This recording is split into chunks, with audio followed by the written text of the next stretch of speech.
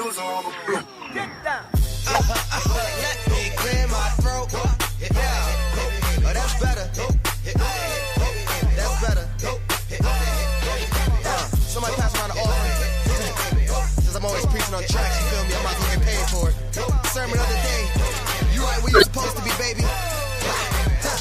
Informant, that information for me. Important, you get a portion of fortune pouring. Confession, fortunately, blessings on now they snoring. You mellow, so focus on scoring. Got your underperforming. I never expect something, never assume nothing. Judging me for my past, but that's why I'm triumphant. I don't demand, I know where I stand like engineer hands. Watch how my life pans. That game plan, show out like a jotter, pop out like a cutter. Telling the kick rock, skipping the course, squares like hopscotch. This gonna be my mood to my beat drop. Putting my boogie shoes in my diddy boots, ain't no stop. I'ma make the rest of my life live. Yeah, I'ma make the rest of my life live. Gonna make the rest of my life the best of my life. Yeah, I'ma make the rest of my life live.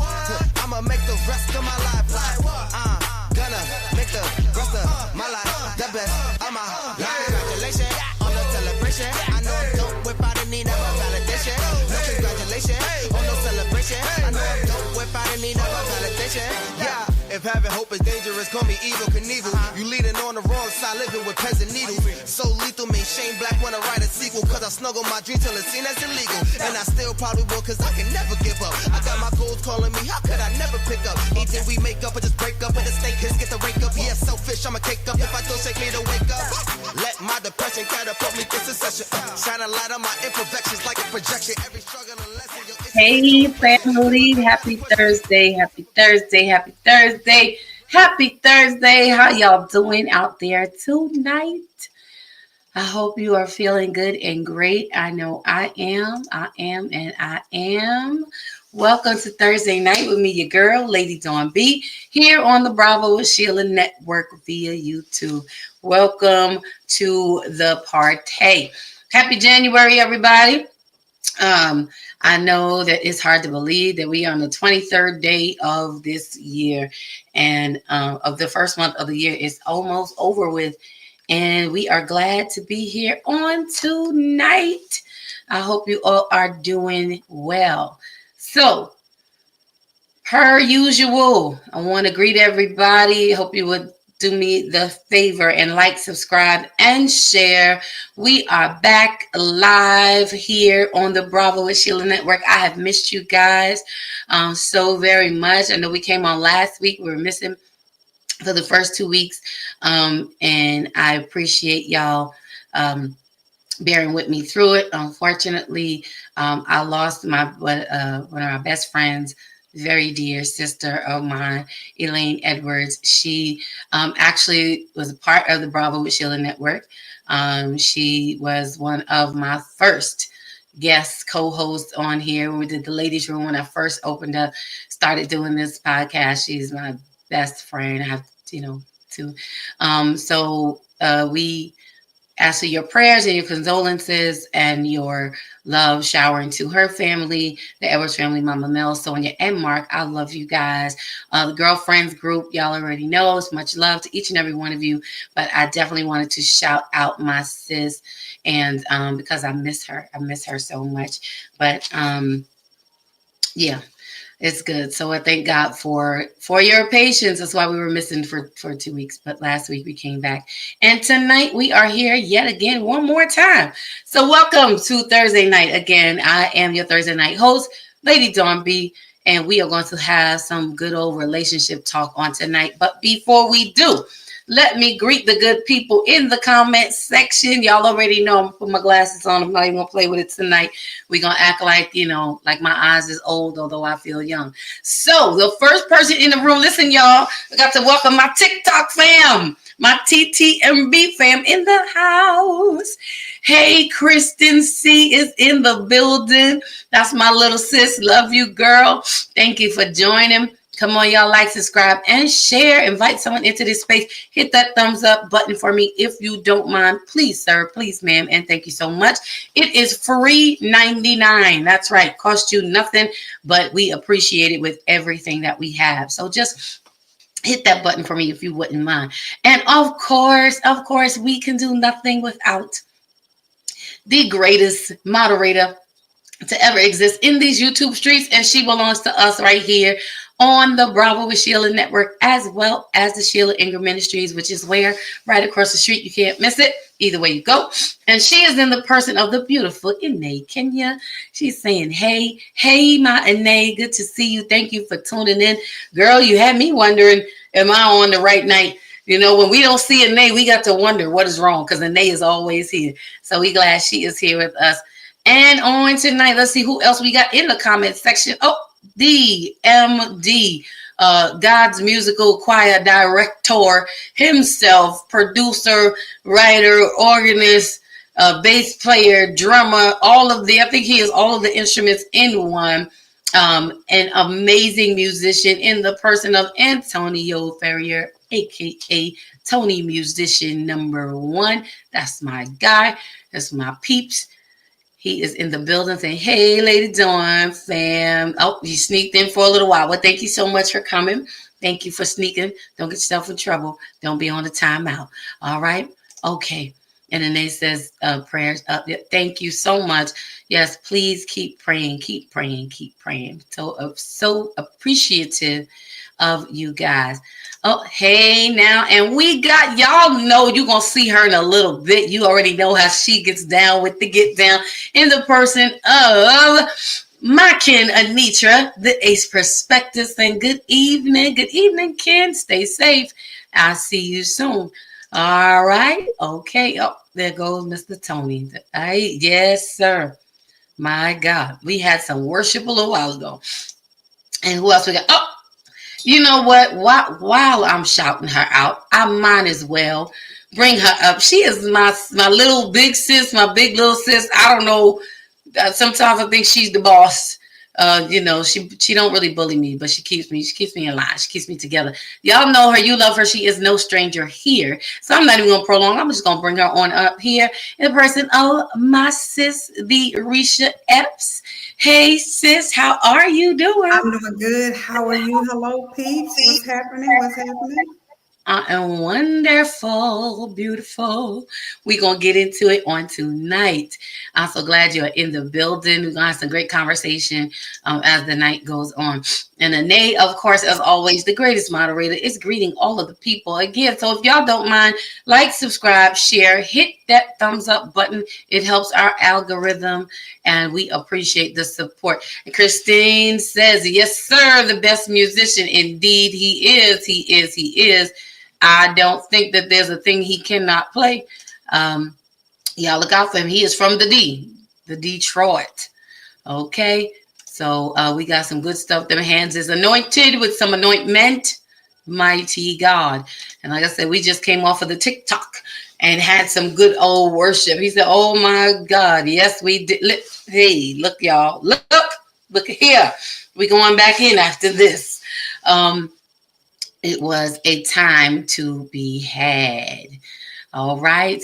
So on tonight, while we're talking about the worship that we had, just a couple of house rules disclaimers. You know how we do. We try to get it out of the way so that we don't have to stop within our conversation. But excuse me, while the Bravo with Sheila Network is not a Christian network, most of us that are on the panel who support, we are believers. So whatever your moral compass is, we welcome it. We appreciate your opinions, your thoughts, your feelings, and your views. The only thing that we ask, number one rule here, is respect. And that is that, you know, our comments are respectful, that we treat each other respectful. Thank you, Tony. I appreciate that. Thank you so much, sir. We ask that you be respectful to each other and to one another. We're not here to argue or debate. We are here to have conversation. We're not here to convict nor to convince, but we are here to have healthy conversation and dialogue so that we can open up our understanding, learn different perspectives, and learn how to communicate better one with the other and show up differently in relationship spaces.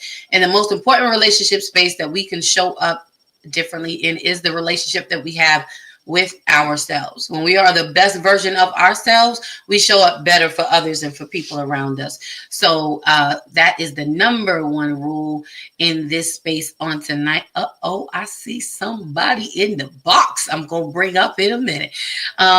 So again, this is not a Christian network, but what y'all know, I'm a God's girl, so you're gonna get a little bit of Jesus with me every time you see me. Yes, sir. So we share from wherever your moral compass is. And so we want you to just be a part of the conversation, engage. Please feel free. Again, like, subscribe, and share. Also, we want to invite you to join on Monday nights, my fellow podcasters and part of the Bravo family, Coach Pache and Dr. Elaine Edwards. They are on Monday nights at 7 p.m. Eastern Standard Time for Mondays Beyond the Mic. We have amazing conversation over there as well. Sometimes you see us crossing platforms. We're everywhere. We're supporting each other. And we come and we lend our voices to all the spaces. And if by chance you do need some spiritual encouragement, enlightenment, a little bit, a little oil in your tank, go right across the street. Doesn't matter if you turn to the left or to the right. It makes no difference. Either way, you're going to get there. It's across the street. You cannot miss it. Go over to the Sheila Ingram Ministries Network, where over there you will get great word from the Queen Bee, Pastor Sheila Ingram herself, as we pay homage to her with a big old bravo.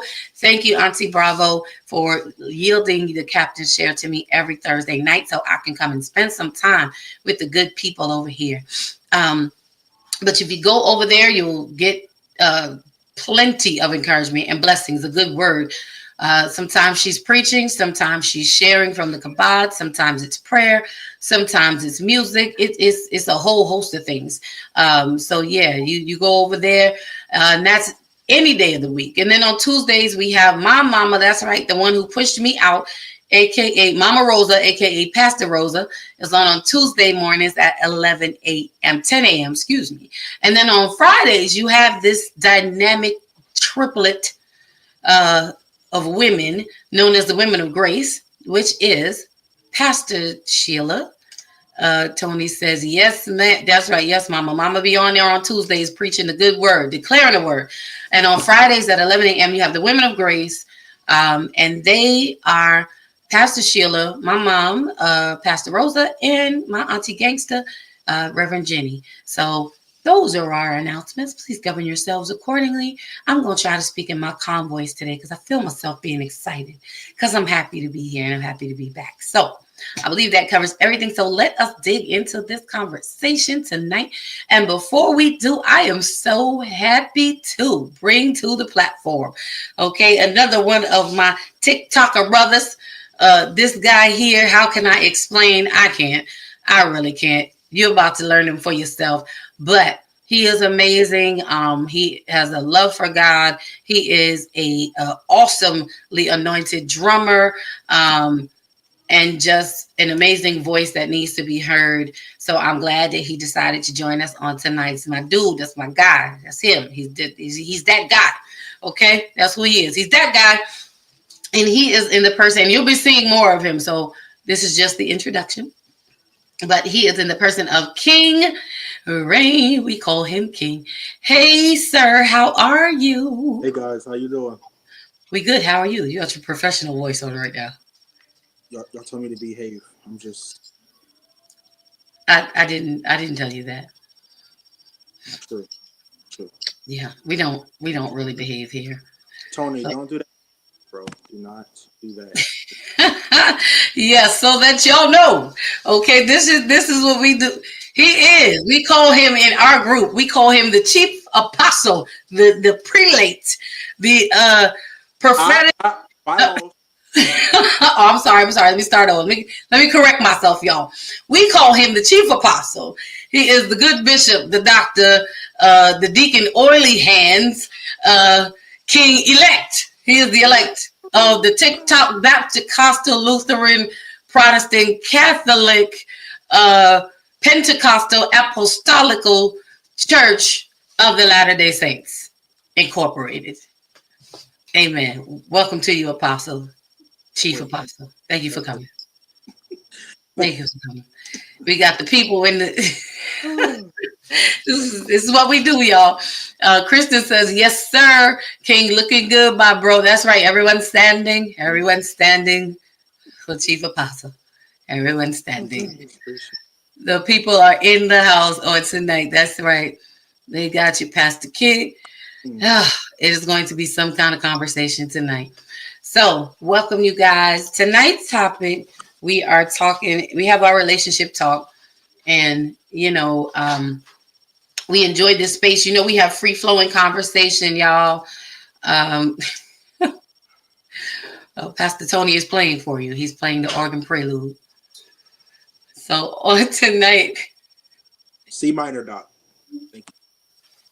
is the tomfoolery that goes on. But on tonight, again, welcome to Thursday Night with me, your girl, Lady Dawn B, here on the Bravo with Sheila Network.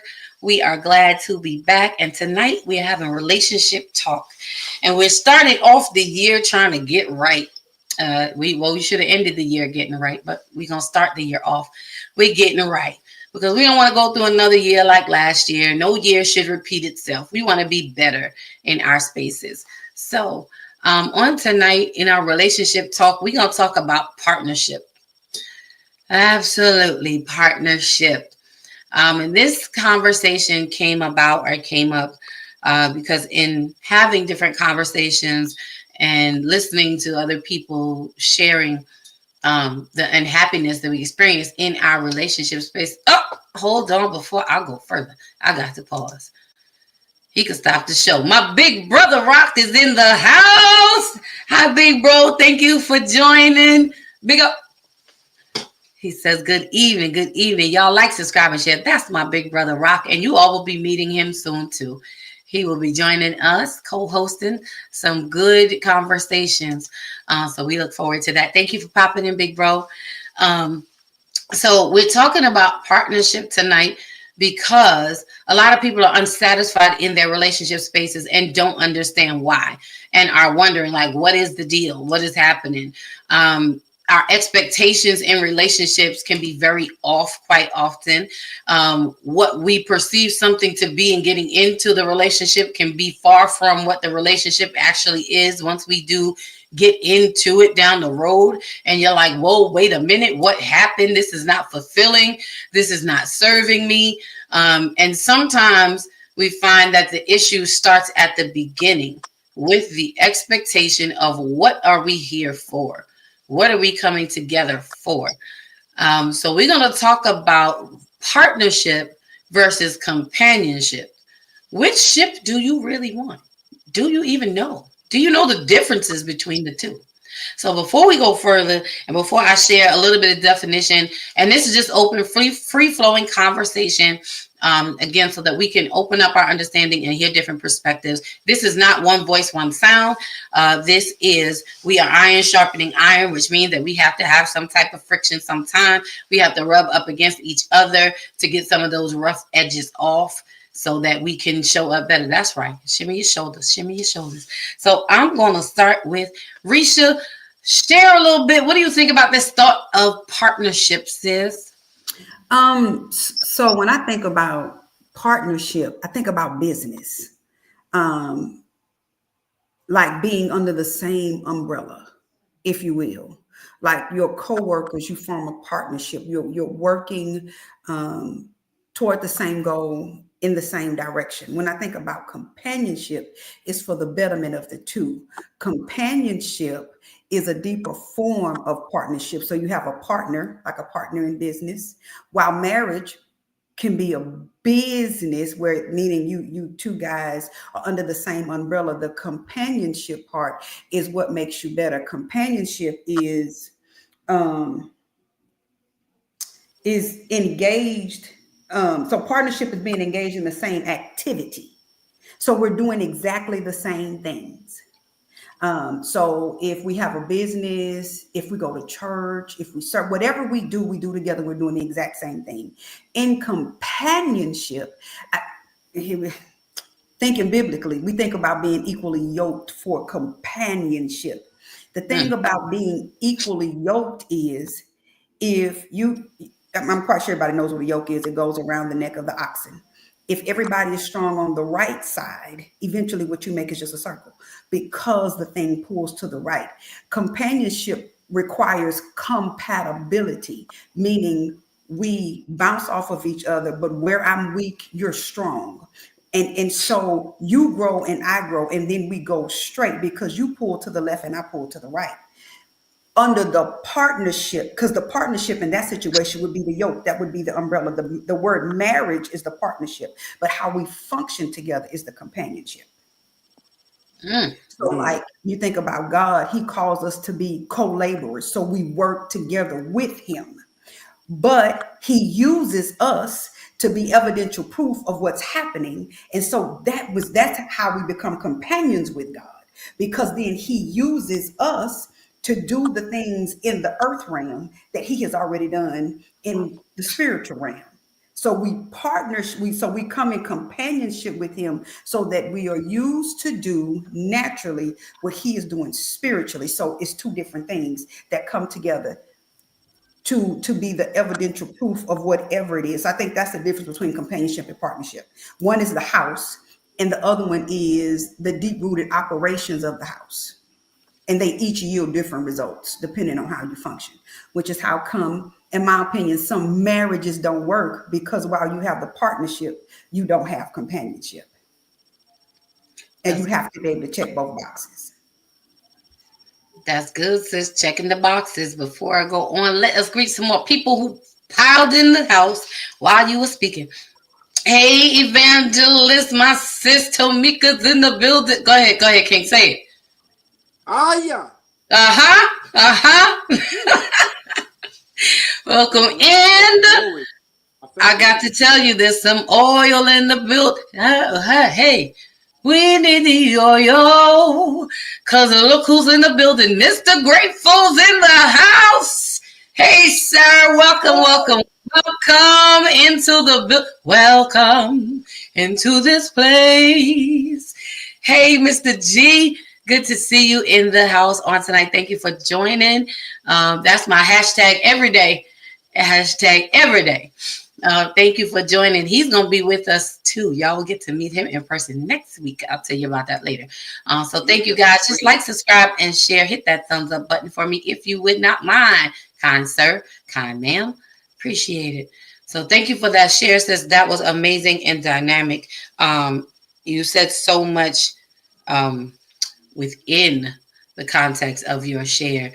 And again, it gets to the core of expectation. And I feel like before we even get to the marriage space, in the dating and in the courting, we don't understand those differences for companionship and partnership, and we go in thinking it's one thing and it's another, because we use these words, but a lot of times we've never really sat down to look at what the definition of them really is and means. So therefore we're using them incorrectly, and we are setting ourselves up for disappointment and failure, because we're going into the relationship expecting that this is partnership, and really the person that you're with is just giving you companionship, and then you're wondering, why is there a deficit? Well, because you're looking for the wrong thing. You're in the wrong ship. Which ship do you want? So come on, King, share with us on tonight your thoughts on the partnership and companionship, and then I'm going to share some definition. Well, I think she covered a good part of it. I just think the main piece is the level of connection between the two. Like she said, I think partnership is more surface level. Companionship is more of a emotional connection than anything.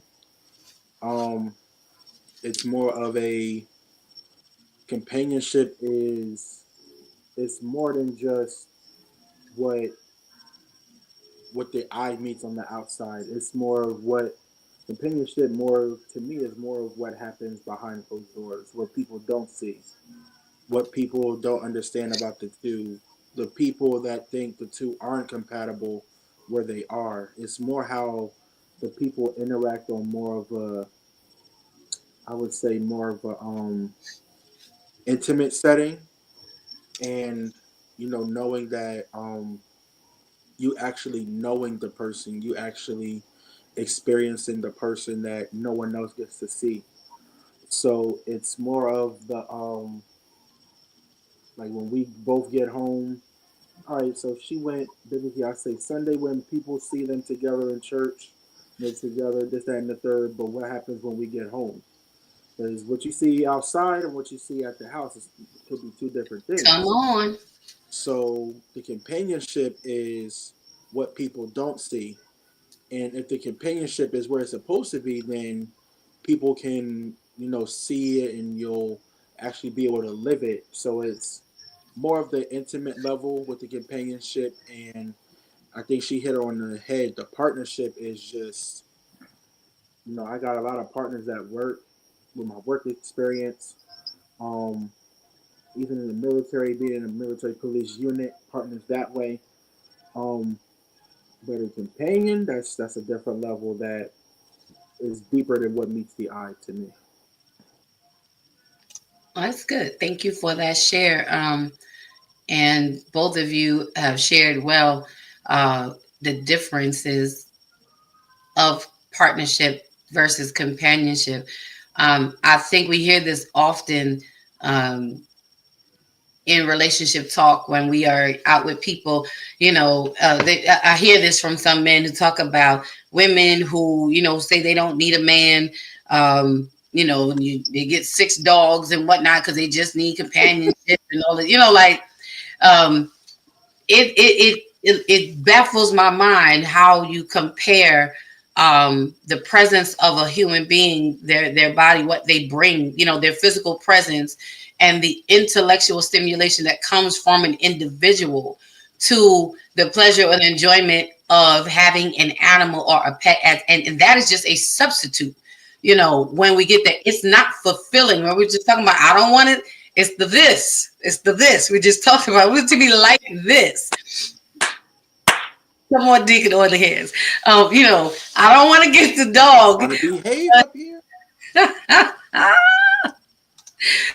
Yeah. That's what they do.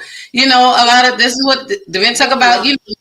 I don't need a man. I got 6 dogs. I got the cat. I got a closet full of, clothes and things. We are finding other things to substitute for what we feel that we are missing and what we need. That dog will never give you the same emotional, physical, mental, or spiritual stimulation that a human being will. So we are using other things to fill gaps in relationships, and that is a problem. And then we don't know how to show up properly in each other's lives because we are so accustomed to now using the counterfeit that we don't know how to adjust to make room for the real. Mm-hmm. So y'all like, subscribe, and share. Oh, let's see. We got Bravo in the house. Auntie Sheila, is that you? Because you and Pashay are confusing me. Auntie Sheila says, blessings, everyone. Just stopping by. Have a great show. Yeah, that's my auntie. She is over in Ghana. So y'all say hi to Pastor Sheila Ingram. Okay, she is in Ghana doing the work of the Lord. She's amazing, and I love her, and I miss her, and I can't wait for her to come back. Big Brother Rock says, thank you for stopping through. That's my big bro, yo. He got my back. This is her network, and so we salute her. Thank you so much, Auntie, for being in the building. Don't be like that, King. Don't be like that. Don't do that. Don't do it. Mr. Grateful says, hello, Pastor Sheila. Oh, y'all know each other, too, I believe. Yes, indeed. So, and all the people agree. And that's right. So I want to read some definition as far as partnership and companionship is concerned. Because again, okay. Oh, she says everyone is late there over in Ghana. So she's saying good night. Good night, Auntie. Be safe. Rest well. Love you so much. Can't wait till you come back home. Oh, Lord. And look who we got in the building. Some of y'all know, but don't know, but it is. Oh, my sparring partner, my buddy. I call him. He should be up here on this platform and not thugging in the comment section because you're going to see how we get down. Vaughn, I can send you the link, bro. You come on up and spread the toxicity. You got some company up here tonight.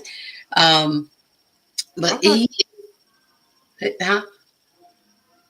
Vaughn be in the building. He's in the building. We have strong bantering conversations, he and I. He's in the person of Vaughn, the Invisible Man. Eric, the Black Power Ranger, is what we call him. Welcome, welcome, welcome, Vaughn. Yeah, you should be on this side, but we're not gonna talk about it. All right. So, in regards to companionship and partnership, again, we find things to fill gaps. And then when we do that, we've become so accustomed to the substitute again that we don't know how to adjust and really receive the real deal, what it really should be and how it should be. And then we go into a relationship thinking, oh, I just want the companionship. But, there are elements that are missing in companionship where your heart is really desiring the partnership. You want the support.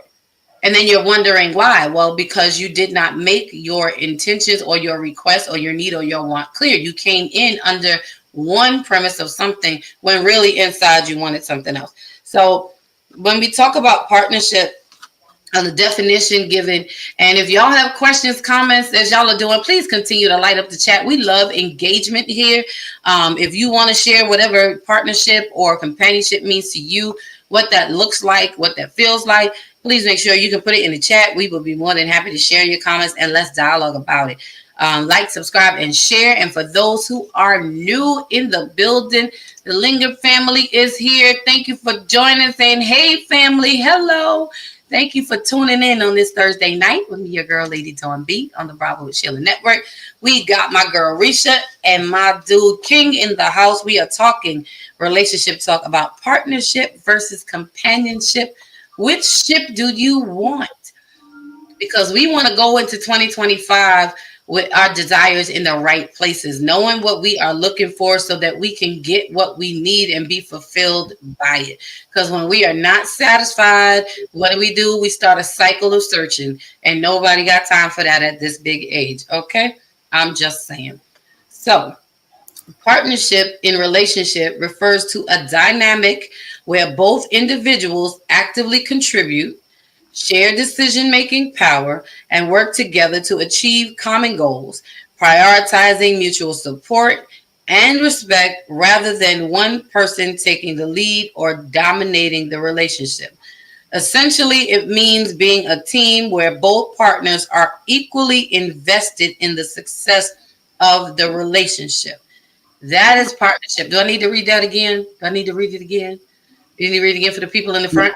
One more again. For clarity. All right, for the people in the front. All right, here we go. Here we go. So partnership in relationship, because this is going to help you. It's going to help you to understand where you're at and where we're at. Partnership. A partnership in relationship refers to a dynamic where both individuals actively contribute, share decision-making power, and work together to achieve common goals, prioritizing mutual support and respect rather than one person taking the lead or dominating the relationship. Essentially, it means being a team where both partners are equally invested in the success of the relationship. Oh, Mr. Grable said, don't forget about us in the back. You're right. I'm going to start, I tend to get caught up with the people in the front because I thought I'm going to call people in the front because they miss it sometime to go over their head. But that was for the people in the back too. Good evening, Diane. Thank you for joining on tonight and being in the building. Hey, it's good to see you. Yeah, we got this for the people in the back too. So that's what partnership is. And I think a lot of times we get into, or some people, not all, some people get into a relationship and it's one-sided. We go into it thinking, what are you going to do for me? It's all about you doing for me. That's not a partnership. I know it's you, my Didi. I was trying to be professional. I was trying to be professional. But hey, my Didi. I love you, sis. Thank you for joining. But a lot of times, again, in relationships, we can go into it. Oh, Lord. See, here go Vaughn. Don't forget about us on the side. Vaughn, you call to the people on the side. Come on. Tell them again, Rish. You're supposed to be up here, so you shouldn't have a side, a front or back. You should be center. That should be his. Just saying, You've been told. sir. You've been told, Vaughn. Say it again. But when we go into the relationship just thinking about ourselves, that is not a partnership. And then you're wondering why you are not satisfied. Okay. Oh. And it's because you're going in. Oh, here, say less. You're going into this wondering why you're not satisfied, why you're not getting out of it what you need.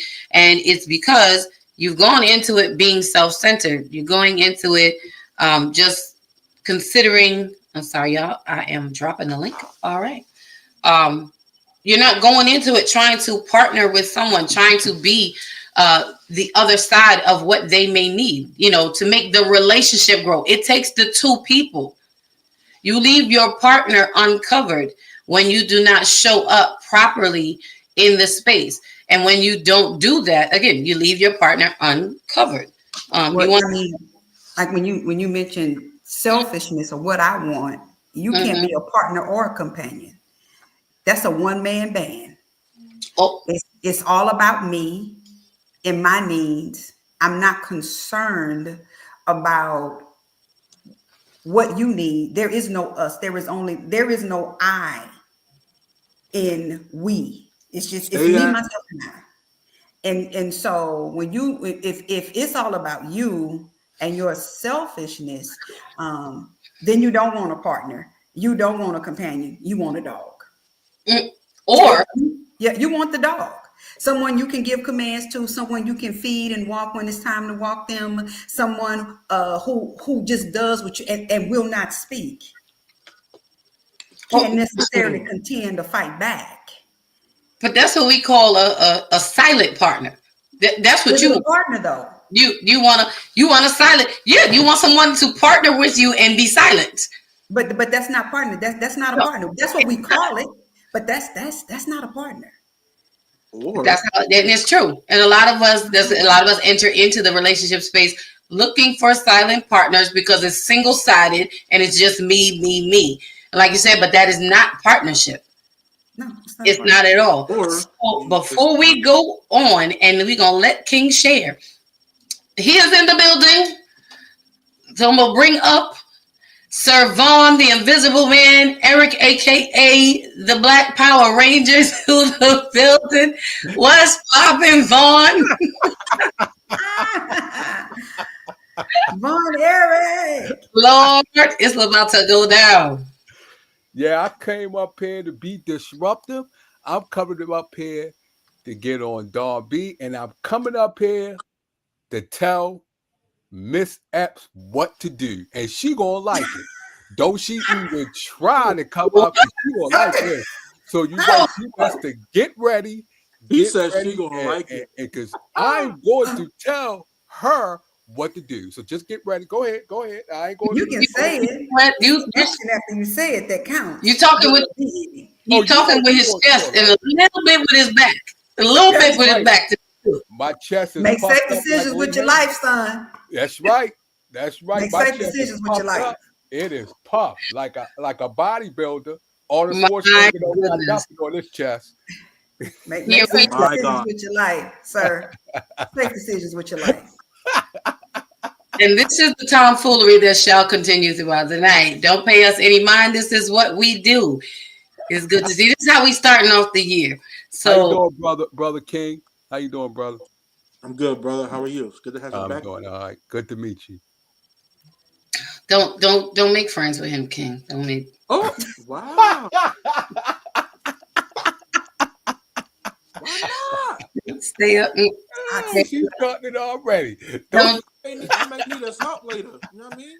No. Okay, just so you know, Vaughn, 2025 is Team Toxic. Okay, so I'm just so you know. So let's do. No problem. I am not scared. I am not scared of you or. Here we go. Miss Epps. Make safe decisions with your life. My God. That's what I'm saying. Make safe decisions with your life. We are family. It's all love, y'all. This is all love. This is what we do. This is how it goes down. I would say it gets better, but it's only going to get worse as the night goes on. Just so you know, this is what it is.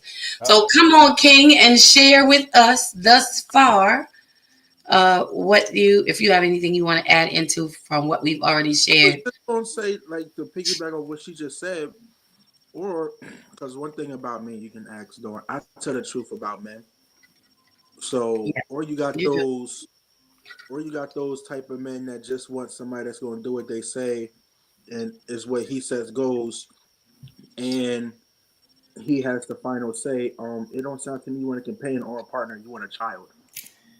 Oh, Wait, say that again. Say that again. That last You part, have say that men again. who lead with dictatorship as their forefront, and they want somebody who's going to do what they say. Be a yes woman, and he makes all the decisions. Her opinion doesn't count, and he rules the house with an iron fist. He doesn't want a companion or partner. He wants a child. and ain't But nobody. then when the person doesn't succumb to that, now she's not submissive. Now she's disrespectful. She's not what a wife is supposed to be in his eyes. When that's not what it is at all. I mean, you can be the head, but you can't turn without a neck. Mm-hmm. Right. You And when can. you said what he says goes, my question is, where we going? Where we gonna see? How we gonna get there? Where we going? What's the vision? What's the vision? Yeah, if you're leading, where are you leading me to? What's the vision? Well, Because Mr. I don't have to see all the steps, but I need to know that you have a destination in mind. Mr. Grace says, just call him daddy. Listen, And so let me say this: if I'm calling you daddy, it's because you're taking me somewhere. You can't be daddy if you don't have the what steps in the place. voice come through? Mm. And you can't be daddy. My God. You can't be daddy. Daddy is a title It's of a very honor and it's strength. strong Yeah, term of it's endearment. honor and strength. If I'm calling you daddy, You got to earn the daddy. I'm listening. I want to listen. I want to hear what I want to Yeah, be you where you definitely are. earned What? that. If you can tell me what to do, tell me what to do. What to do? Have a just stop moment.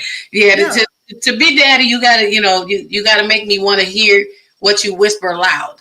Your whisper is even loud. That Yeah, I'm asking what you said when you ain't said nothing, daddy. I want to be that close. I want to be that close. Yeah. But your whisper sounds loud. Right. I'm just saying. This is not church, y'all. This is real talk. This is real talk. Yeah. Call me Pop Pop. Well, that'll work. Even that, Call me Pop sir. Pop. I know. We took it left. We took it left. Where we going? He said, Did preach. all that. Call me Big Papa. All right. All right now. We gonna pop. Oh, hey, But that's Jesus. true.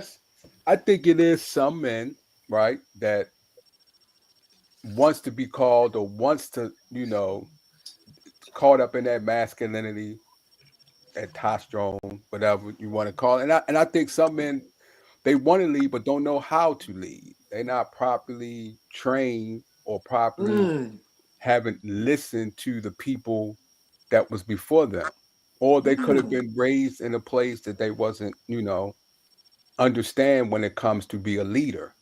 And something that comes with maturity, education, talking to men and women from the past who has been through life that helped you grow as a man so you can be a leader. But then there's some women, and I'm gonna tell y'all, Lord, here we y'all go. so independent, The like strong y'all don't want a man to lead because y'all highly independent. Or someone took y'all through a lot. Oh, you can't be leader. You can't lead. Wait a minute, hold up. Okay. Well, show me then.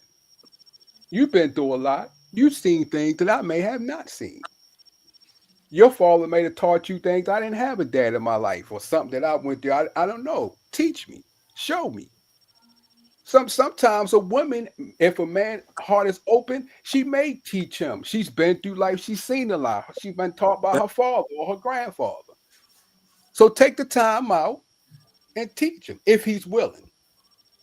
Don't just stay in your independence and say, "Oh, you should already know." Some men need to be taught. Well, see, I think that lends itself back to the word companionship, because with companionship, there's growth.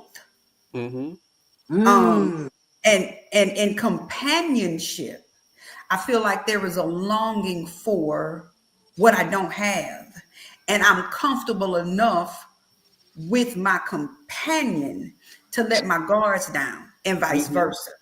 Vice versa. So we learn together. We learn each other together. We automatically, it's like silly putty, if you will. We fill the spaces that the other person lacks, right, to make a whole, or not lack, or that's missing. I don't want to use the word lack because that has a negative connotation. To fill the spaces that another person is missing, which goes back to what King what he said earlier about the emotional space. Those things that, and so companionship, although it is curated in the dark, it is seen in the light. How I can finish your sentences, how we move together, how I can sense you looking at me across a crowded room. My God, you know, those things are because we are in companionship. We've meshed. And so in our meshing, there are going to be some things that are just going to happen that's going to cause us to grow. Because once again, companionship, company, we keep each other company in those spaces that we need to hold space for. Before we go further, let me just read some of the comments so that I want to make sure that we get to those, and then we're going to continue the conversation because people are talking. So welcome everybody. Thank you for joining on tonight. It's me, your girl, Ladies on B, Thursday night on the Bravo with Sheila Network. We are having relationship talk, talking about partnership versus companionship. Which do you really want? Do we understand the differences of the two, so that we want to get some clarity on it, so that as we go forward in this year, not just in male-female relationships, but in all relationships, even in our friendships, we got to think about, are we really trying to have friendships where we are partnering together, or are we just looking for friendships where we have companions to do certain things or just to have a good time with? So we're going to continue this conversation with my girl Risha, with King, and with y'all already know the Black Power Ranger, Mr. Vaughn, the Invisible Man. Let me read some of these comments and then we could get back into it. That's right. Toxic 2025. Lingard says they want a maid they can occasionally jab. Yeah. Okay. Yeah, Sorry, occasionally jabs, and that may be Mr. Grateful was saying preach when he talking about the point of, you know, just call him daddy, and he said I digress. Okay. And then Lingard's family says communication is a big deal when leading. That partnership or companionship works if the position to be played is clear. Absolutely. That is so very true. We talk about communication a lot, and it is a topic that has to continue. It's forever growing and evolving, because some of us do not know how to effectively communicate. We all do communicate. And in a sense, it may not even be fair to say that we don't know how to effectively communicate, because we communicate and it has an effect. But the thing is the effect your communication is it giving you the result that you want? You know, what is your communication getting you? Mr. Grateful said, pow, pow. All right now. Kristen said, where minds will take it to church. Okay. Rock says, daddy is a title of provider, provision, and protection, emotionally, mentally, and spiritually, as well as financially. It can be many things. I don't know. At 8:30, our conversations usually turn into something else. So daddy might have a different meaning at 8:30. I don't know. I'm just saying. Y'all know how it goes. Y'all know how it goes. Don't play like y'all don't know. For the first time here, for the first time, not apologize. We grown. Come on. Oh, goodness. Yeah, real talk. Yeah. Family says we may just not see leadership qualities. Everyone should choose their partner well, so we don't bleed on each other. Ooh, that's a good point. All right, I'm gonna go back to that in a moment. I want to make sure we get through the comments, and I appreciate y'all chatting on tonight. Also, the next time also says Black women especially are seen as strong, and our femininity is not cultivated. We are forced to be masculine. Oh my goodness. Yeah. Oh my No, goodness. no, you can't speak unless you show your face. No. The whole nother conversation. So I'll say this. Oh my goodness. All right, hold on. We're gonna get through these comments here. Tamika says, I want both. That means we're both giving 100%. I'm with you on that. Listen, this is my year of all or nothing, and and nothing is not an option. Oh, I'm gonna say, yeah, but it's just the year of all. I'm very much where I'm like, why do I have to choose? Who said I have to choose? And my plate is all the things. Listen, my plate is big enough to handle it all. And if it's guess what, I will get a second plate. That's all I'm saying. If it ain't, buy me a bigger plate. Look, it fits you. We'll get a whole. Hey, all right now. Yeah. All of the things. Enlarge my territory. Buy me a bigger plate. Hey. And why? Buy you a bigger plate. You can't. If my plate, watch your voice, Vaughn. If my plate is too small for you, because we're talking about my plate, and you are a big. See, this is what when we talk about real quick, we not being able to operate in our femininity, because we are put in masculine places. Not because we choose to be, but out of obligation for our family, single moms, that kind of thing. When a man comes along who is masculine enough to call to our femininity. Hold on, sis. Don't go down the road yet. Don't go down the road. Okay, I'm gonna digress. Go down because she's showing off. She is really showing off talking about. We gonna get through the comments. Let's get through the comments. I want to get through the comments. Yeah, this is what happens. Welcome to Thursday night, y'all. Isn't this exciting? I love it here. Tamika says, meaning Vaughn, Eric, meaning partnership and companionship. Yes, all of the things. Okay, again, all or nothing, and nothing is not an option, or nothing is not my portion.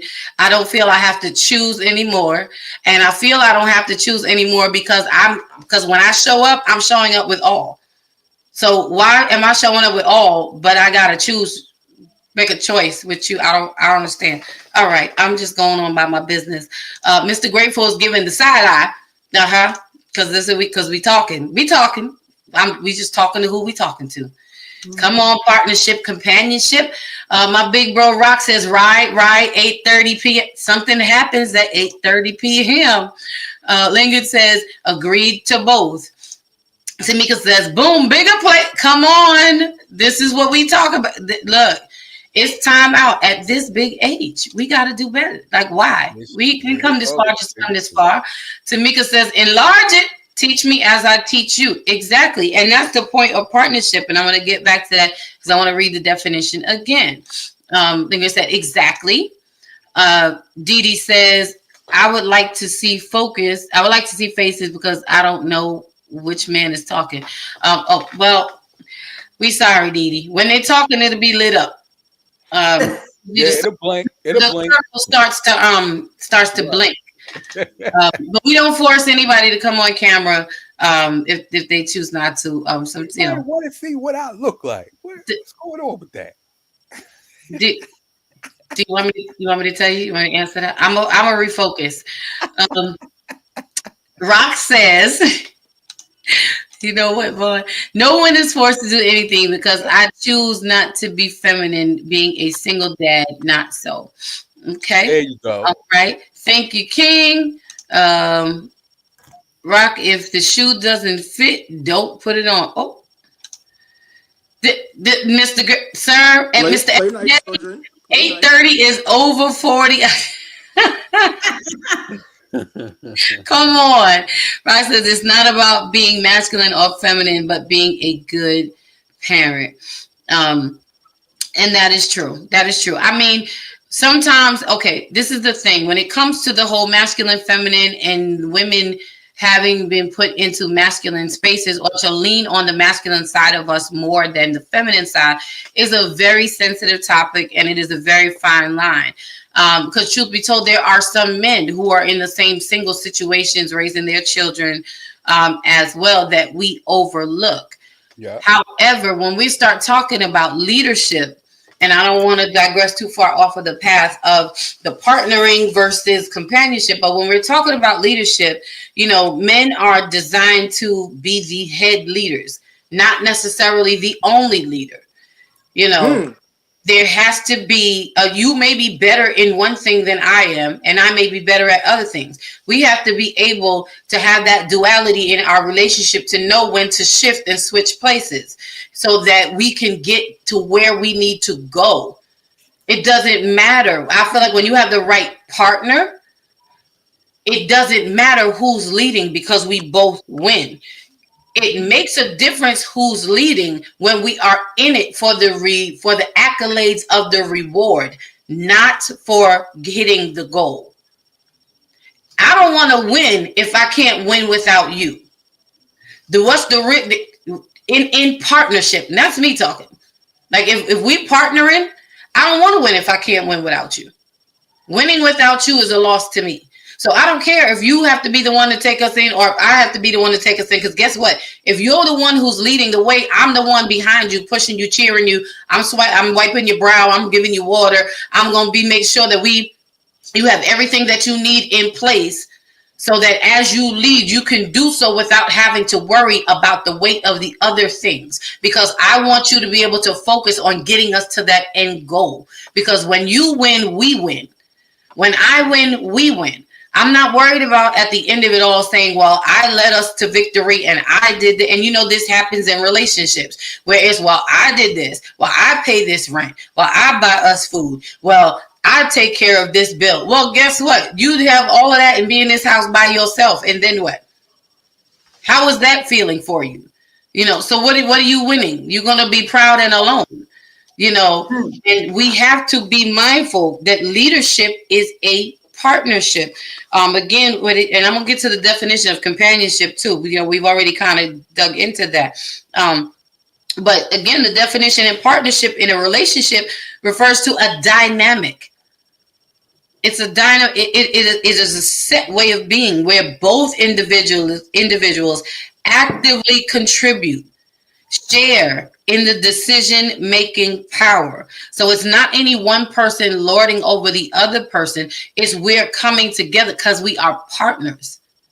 A lot of people don't want a partner because they want to be, like King said, you want to be the top dog. You want to be the one who's in charge. You want to be the one to lord over everyone. You want everybody to clap. But that's not a partnership. Like I said, that's dictatorship. And then they work together to achieve common goals. We got to win this together. So again, what are we coming into this relationship for? What are you coming into this space for? Are you coming in just to, you know, be the pretty trophy or the handsome trophy on my arm where you look good? Or are you coming in to contribute? Are you willing to match my energy?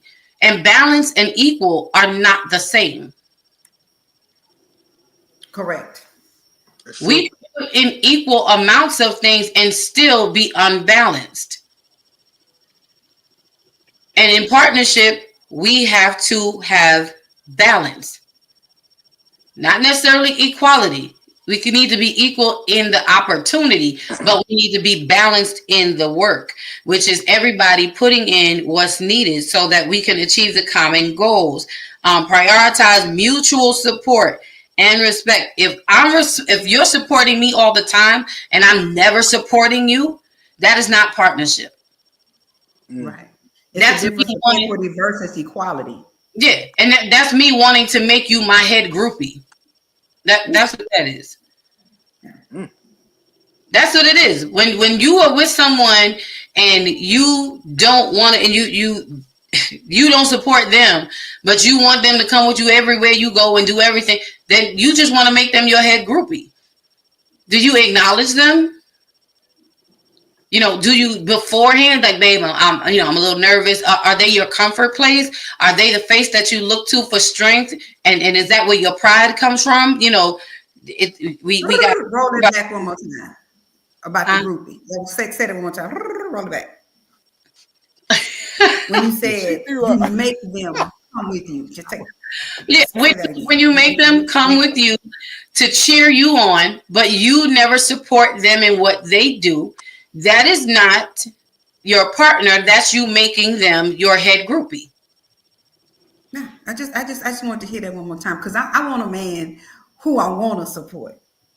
That I feel in companionship and partnership, that when you're somewhere, I should be your biggest cheerleader. It's not you forcing me to be. There is a desire to cheer louder than anybody, to be the first person there, to be center. If you're on stage, I'm first row center. I'm doing all the things. Even if I'm in the back, you're gonna hear my mouth. You're gonna feel me. What? Oh, have you craning your neck through the crowd? Come on. No, baby. Like, if I'm calling you daddy, you're gonna be looking for mama. Look at here. Oh, you find me. Hold on. Man, if it's like that, I'll be calling you mommy, not me. What you thinking? What happened is the other person. Both people have to create an environment to where we can be each other's biggest cheerleaders. We have to create that space, that atmosphere. I tell everybody, even because what I learned in growing up and watching different of the men that I grew up around with married, is the man sets the atmosphere, the woman brings it to life. So the atmosphere is set, the man sets the tone, the woman pretty much births whatever, like this vision. Like she said, what are you leading me to? When she understands the vision, both thought process coming together, and then it flourishes. When she's out doing whatever she does, if she owns her own business, like people always think when my mom does her catering events that I'm her husband. No, I'm just always front and center, helping her whatever she needs. That's me as her son. This is what I do. But she said that's what I want in a man. So when we're out doing different things, when she's singing, I'll put it like this: when I was married, my wife owned a catering business. She cooks, so whenever she's cooking or baking, we're out in an event, I'm the one passing out flyers. I'm the one telling everybody to go to her table. I'm the one, like, that sort of thing. We have to create an atmosphere to where both people have, as she said, the desire to want to. It's not forced. It just comes out naturally. If it's forced, then it ain't going to be genuine. And if it ain't genuine, it ain't going to mean nothing. It's just going to cause problems. So everything has to be genuine, and once the atmosphere is set, then it happens naturally, then everything flows better. I agree. It flows better. That's a good one he said, especially when he said genuine. I think your love within your heart must be genuine, must be real. Some people just love being married, but do you love the person that you're married to? And when you love that person that you married, you would do all that you can to show your love, to keep that love as a strong as bondage, that it won't break. I love my wife, that I know my wife. I know everything about her, from her top of her hair all the way down to her toenail. I need to know everything about her. And for me to communicate with her, I must communicate with the mindset of being her partner, to be her best friend, to be someone that she can lay in my bosom and be comfortable. Because I know if she's comfortable in my bosom, she would do anything and everything for me as well as me doing it for her.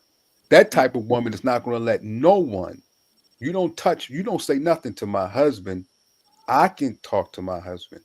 She will be so strong in her family foundation that no, you don't talk. That's in the circle. No.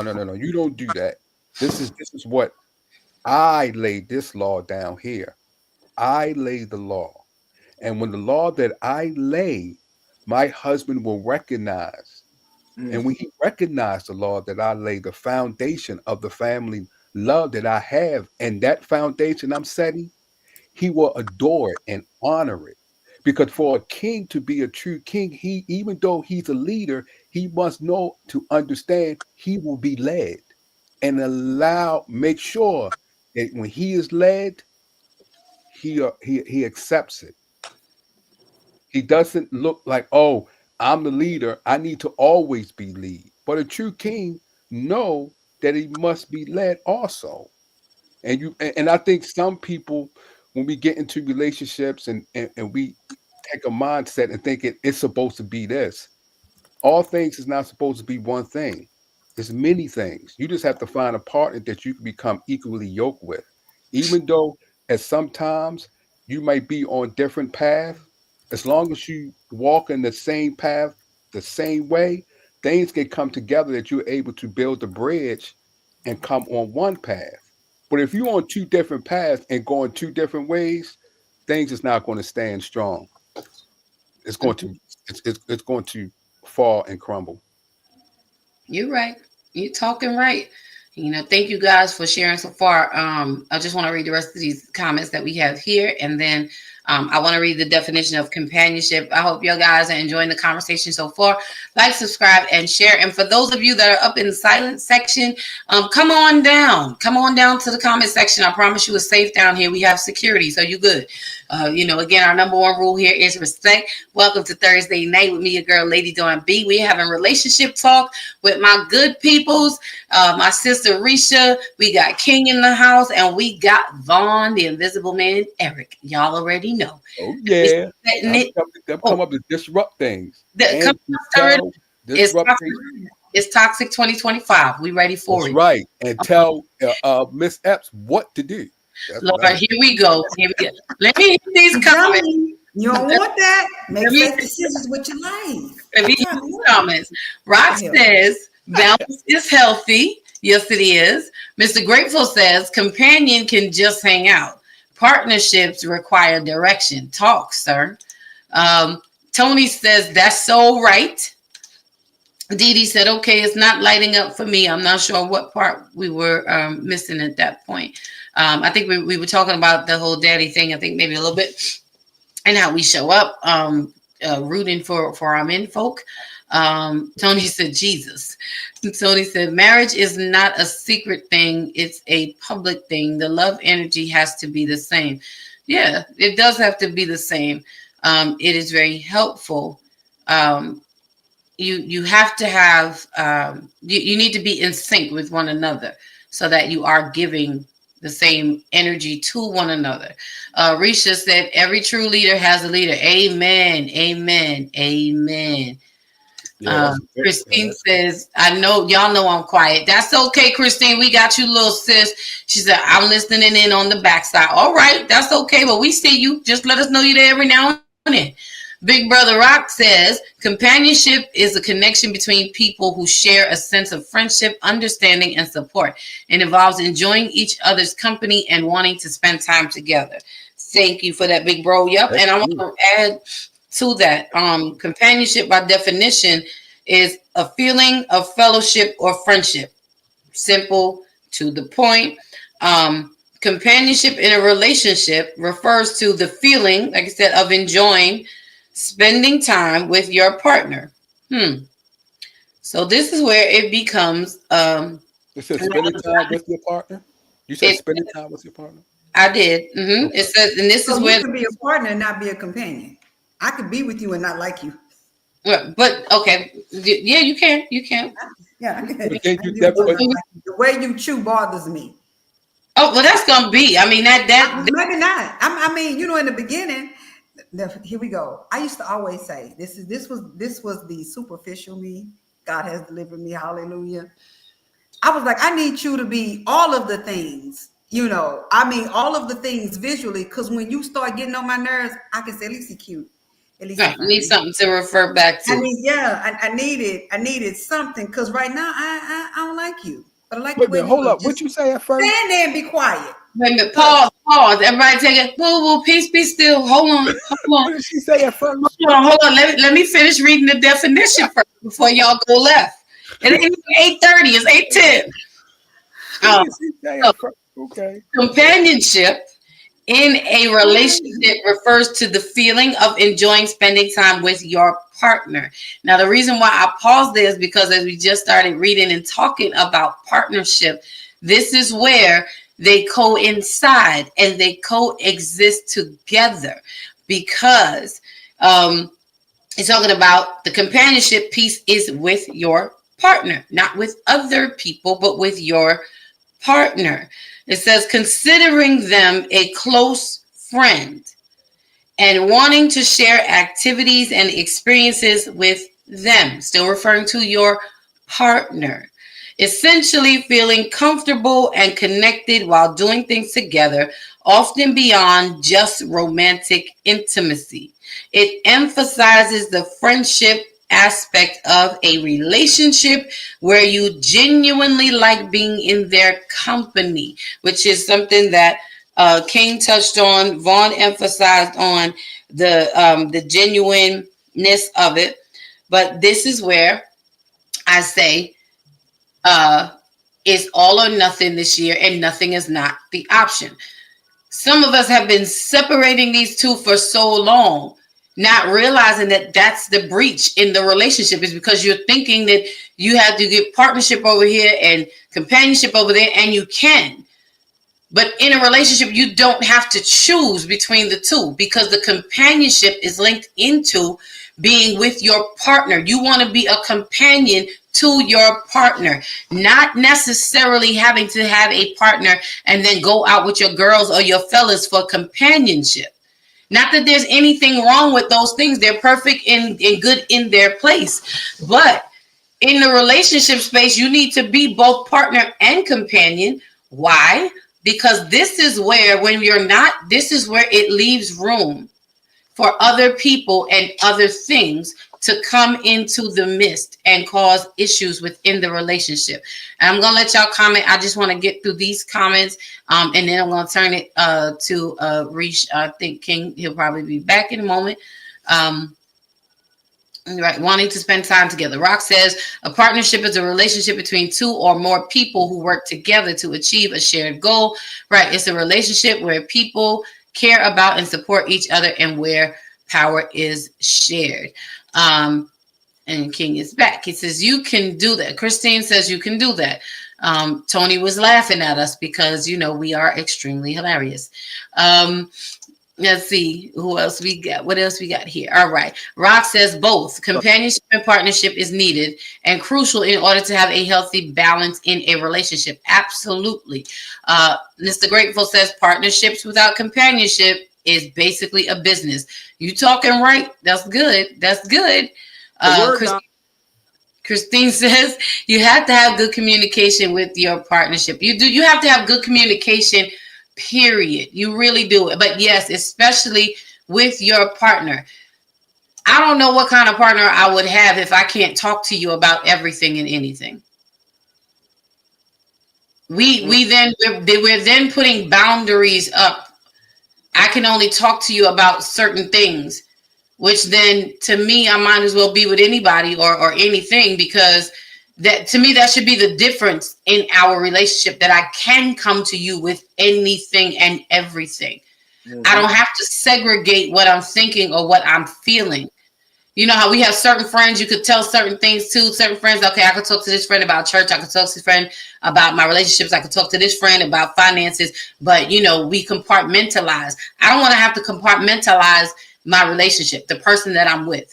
And I don't want the person I'm with to have to compartmentalize being with me. And I can only tell her certain things or some things. No, this is where we got to get our relationship weight up and be able to handle full throttle the totality of conversation and what people are communicating. We don't always have to like it, but you got to be able to listen to it and respect it. Tony says, the bishop I know mentioned a while back that some women wanted his number. So he said, sure. He gave her his number, which his wife's cell number. Now that's funny. What? They say the woman, That's like something I would do. yeah, listen, I do you in better. But okay, babe, what's your phone number? Straight out. Yeah, you can Like, call my husband. Brother David wants to know. He wants my phone number. Could you tell him what my phone number is? You know, look, listen. Sometimes certain people you gotta do that with.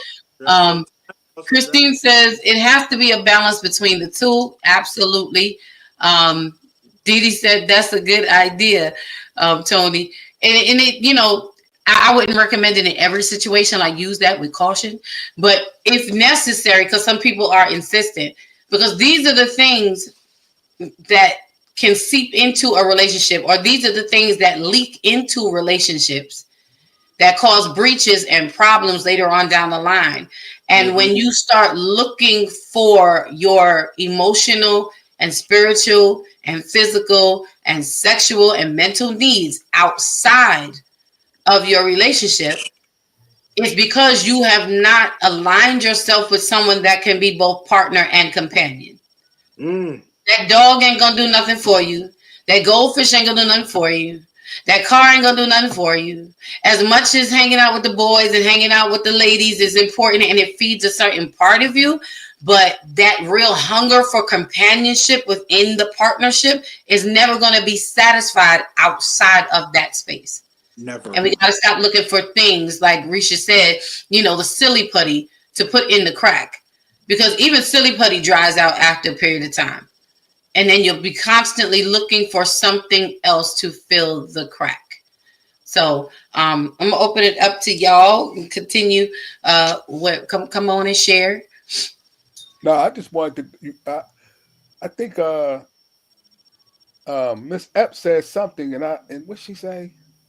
Oh, she said all what I want, and I think you said it's all in 2025. It's all but and nothing. What do y'all mean about that? Let me rephrase it for you so that you get it right, because I don't want you saying I said something I didn't say. Okay. I said 25 for me. Right. Is all or nothing, and nothing is not an option. I will no longer choose between. My portion is all. I will not make a choice between partnership or companionship. I will have both. Period. Okay. Okay. I see you, but I still need to go a little details to get more clarity. But I want to know what Miss Epps was saying, because she was talking. I agree with her and said I need all the things. Oh, I need all the things. I think my relationship should provide, participate, exude, be everything. Okay, so you're coming to give everything. Yeah. Okay, so that means you want the companionship, you want the partnership, and you want.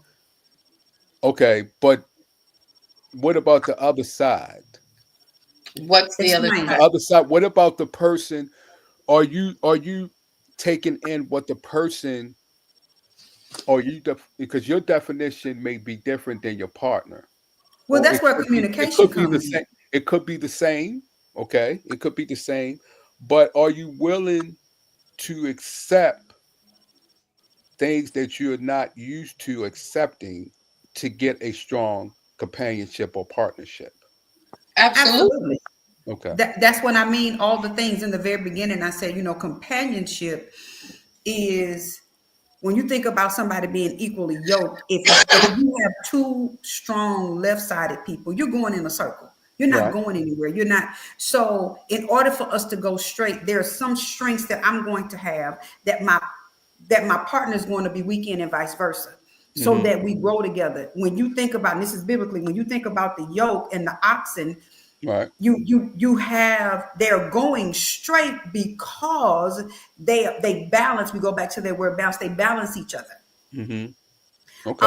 And then when they need to turn, there is a pulling of the yoke that then they're still going straight, but now it's just we're using the yoke. I'm God.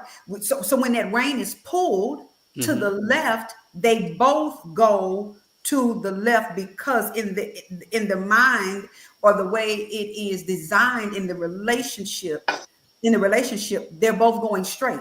So we're both going straight and I pull to the left, then now straight is to the left, if that makes sense. Well, yeah, at times you may pull to the left, but are you willing to go to the right if Absolutely. Okay. That's what I'm saying. That's that balance. And Right. it's uncomfortable, but growth is uncomfortable. The reason why you don't get bored in your relationships, the reason why you don't get tired of people or you shouldn't, is because you continue to grow. The same person I was 6 weeks ago is, let me just say this personal moment. I am in 2 master's programs and I have an extra class on the side. Who I was when I started this process 3 weeks ago is not who I am today. I don't have time. I need conversations to be short and quick. I need you to get to the point, tell me what you need. I need to move. I don't have time to pull things out of people right now at this point in my life. Things have changed. That's growth for me. Now, because my life has shifted and everybody else's is not, I have learned I have to have patience. That's a growth part for me, to have patience when people are talking to me and asking me, because now my time is limited. Same thing in relationships, whether it's a friendship or a male, female, if it's a marriage, I have to look at what my life is and accommodate you because I've changed and vice versa. And we're always changing. But because I've learned to accommodate, because there was a shift for me, I've grown. My patience is better.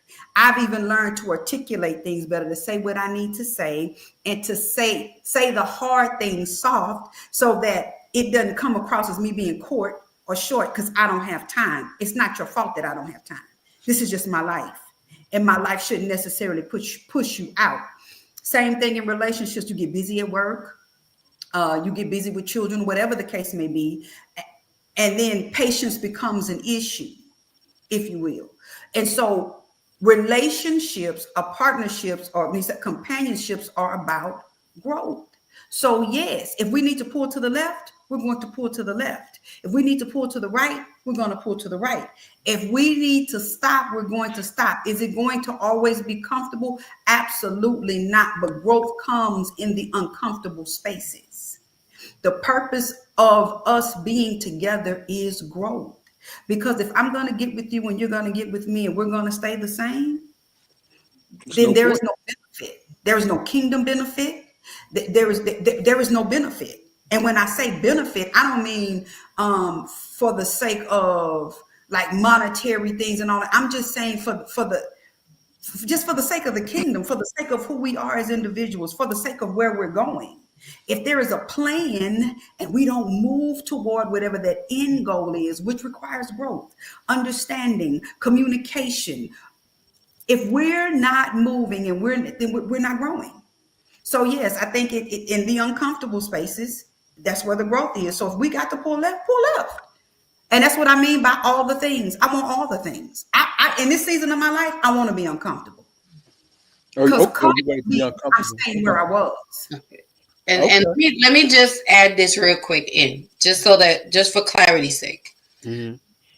Understand that when we're stating what we're stating, and it may sound strong, and it is strong. And I'm apologizing for that.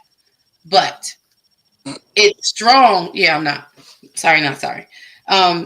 It's strong because we're not dictating what it is, and it's just this way. So it's not absolutely not one-sided. For me, I can speak strongly in this space of saying that it is all or nothing, and nothing is not an option, because when I come to the table or when I come to whatever space we're in, I'm bringing with me the very same things that I am wanting from you. And I'm even willing, and I'm coming with it first. So I'm not coming to give you half. I'm not coming to give you a quarter. I'm not coming to give you something and then expect you to give more of yourself to me than I'm willing to give to you. I'm saying I'm coming with all, and nothing is not an option. I'm not willing to choose and pick and choose which pieces of relationship anymore, because I realize that I need all of the things that I need. Period. And I'm coming strongly to say, because a lot of times we don't speak up about what we really need. I don't have a problem asking you, what do you need? What do you need from me? What do you want? What can I bring to you? When I come in your presence, how can I serve you? How can I help you? That's me coming with all. I'm not asking you to do anything for me first. I'm coming stating. My question to you is, what can I give to you? And if I'm coming and bringing all, then getting nothing for me is not an option. It's not. What does nothing look like? Huh? What does nothing look like? Looks like nothing. Is it 0 or is it 50%? Is it 25%? When you say all, right. That's the thing.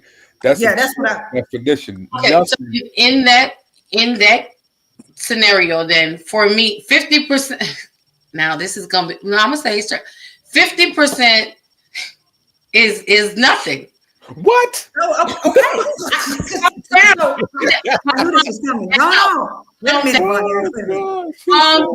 Calm down. You asked me a question, right?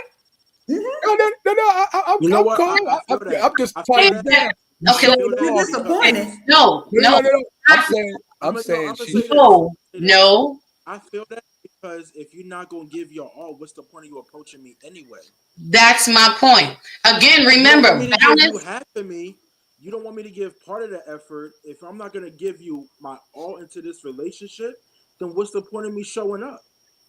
Exactly. Thank you. And that's my point. Again, you're talking about 50%, and I'm bringing all of you. That means all of the good. That means all of the bad. That means the broken pieces. That means the spotted pieces. That means the stuff that's not together. That means the things that is together. I don't want half of you, because I'm doing you a disservice and I'm doing me a disservice. Again, I don't want you to bring a piece of a presentation of yourself.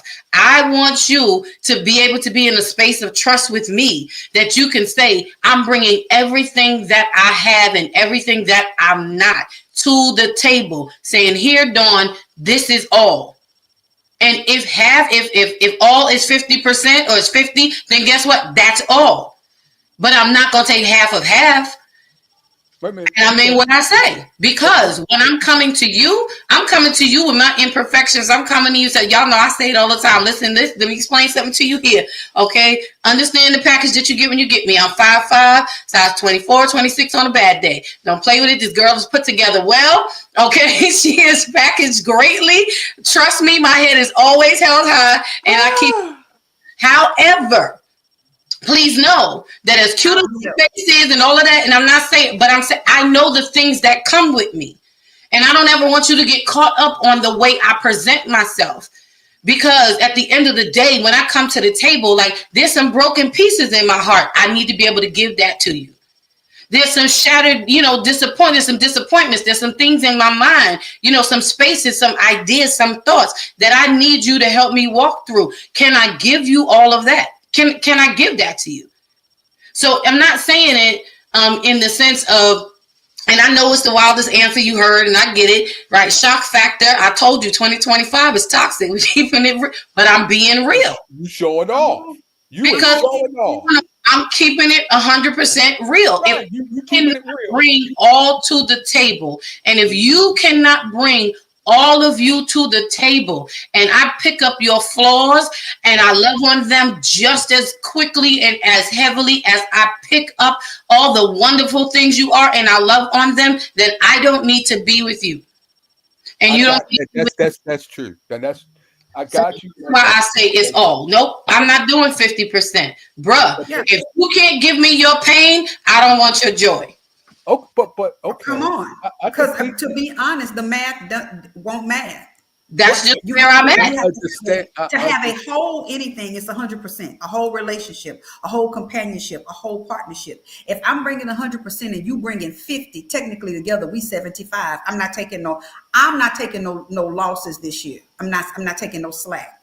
Right. Didn't you Hold on, say hold that on. you? Let me just The math doesn't math like that.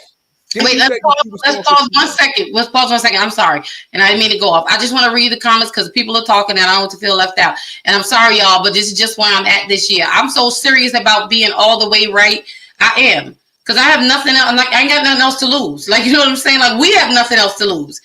And this is why it's so important that we understand the difference between partnership and companionship, so that we can start looking for the right things and showing up in the right ways and knowing what you want and being able to articulate that to somebody so that they have the option to engage with you right where you are, instead of pretending that it's one thing and it's not, and it's all a matter of us getting the knowledge and putting the language to it so that we can speak it properly, so no one is caught off guard in the end. So that's smoke screens. Tony said, exactly. Tony said, this is helping me right here. Patience. Amen. Christine says, yes, it's about growing with each other, learning from each other as well. And I hope that this is helping y'all. I really, really do. Tony says, you know what? We've been fighting all day. He said, you're never sorry. Oh, you're on good point, Lady Dawn. Okay. I'm not. This year, I'm sorry. I'm sorry, not sorry. I'm just not going to be. He told me that I get on his nerves earlier. That's what he said to me. Last nerves. Oh, I'm right. The last, you're right. Thank you, King. There was the last nerves in his apology. Okay. Rock says quitting isn't an option. That's what I'm saying. I don't want to keep presenting pieces and parts and then quitting. I don't feel like quitting no more. It's annoying. I don't want to do that. You know, quitting is not an option. When quitting is on the table, many times great effort and sacrifice is not demonstrated inside of any partnership or companionship. That is the truth. Tony said, wow. He said, I agree. Rock, back in his t-shirt. Rock says, great point, King. Tony says, whole and whole. That's right. Look, don't play with me. Do not play. Tony says, like the Rick James songs, so you know what? I'm done. Get your brother, King. Says, give it to me, baby. Okay. He said, oops. That's all right. We're not in church. You all right? This is not church. As y'all see, it's not church. Look, it's 8:32. It's definitely not church no more. We turn in the corner. Hey. So, come on. I wanted to read through those comments. When my thing is this. Because it's like Rock said, if we're not, let's be real, being equally yoked, being given the equal effort as the other person.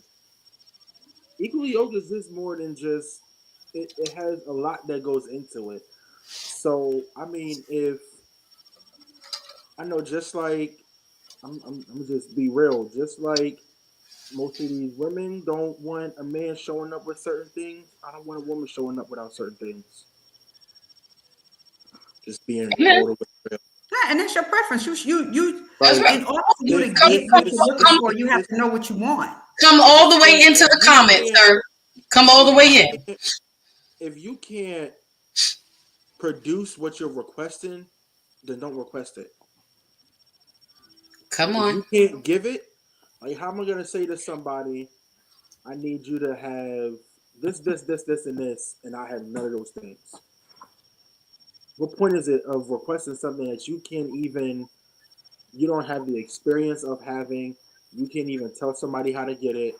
Like, it has to make sense. So especially if we're showing up, whatever, I'm kind of sick of the statement, but it's true. What do we bring into the table? I mean, it really should be evident. I should see it in the way you move, what you bring to the table. Exactly. But anybody can say, I can say anything. I can say, oh, I bring this, and this. But are you showing that? Me, most of the time, I don't even ask the question because I'm gonna just watch. Now I'm gonna tell you what my expectations are, but I'm not Right. gonna ask what you bring to the table. I'm gonna watch and see exactly what it is you're bringing. Because anybody can put up a front. I can say, "Oh, I'm this, and that type of person," and then once we continue in this journey, I'm a totally different person. No, I'm gonna watch and see exactly how you are. That way, it tells me exactly what you bring it, and it tells me if I need to stay or if I need to cut and run. And what table are you going to? Because everything ain't for every table.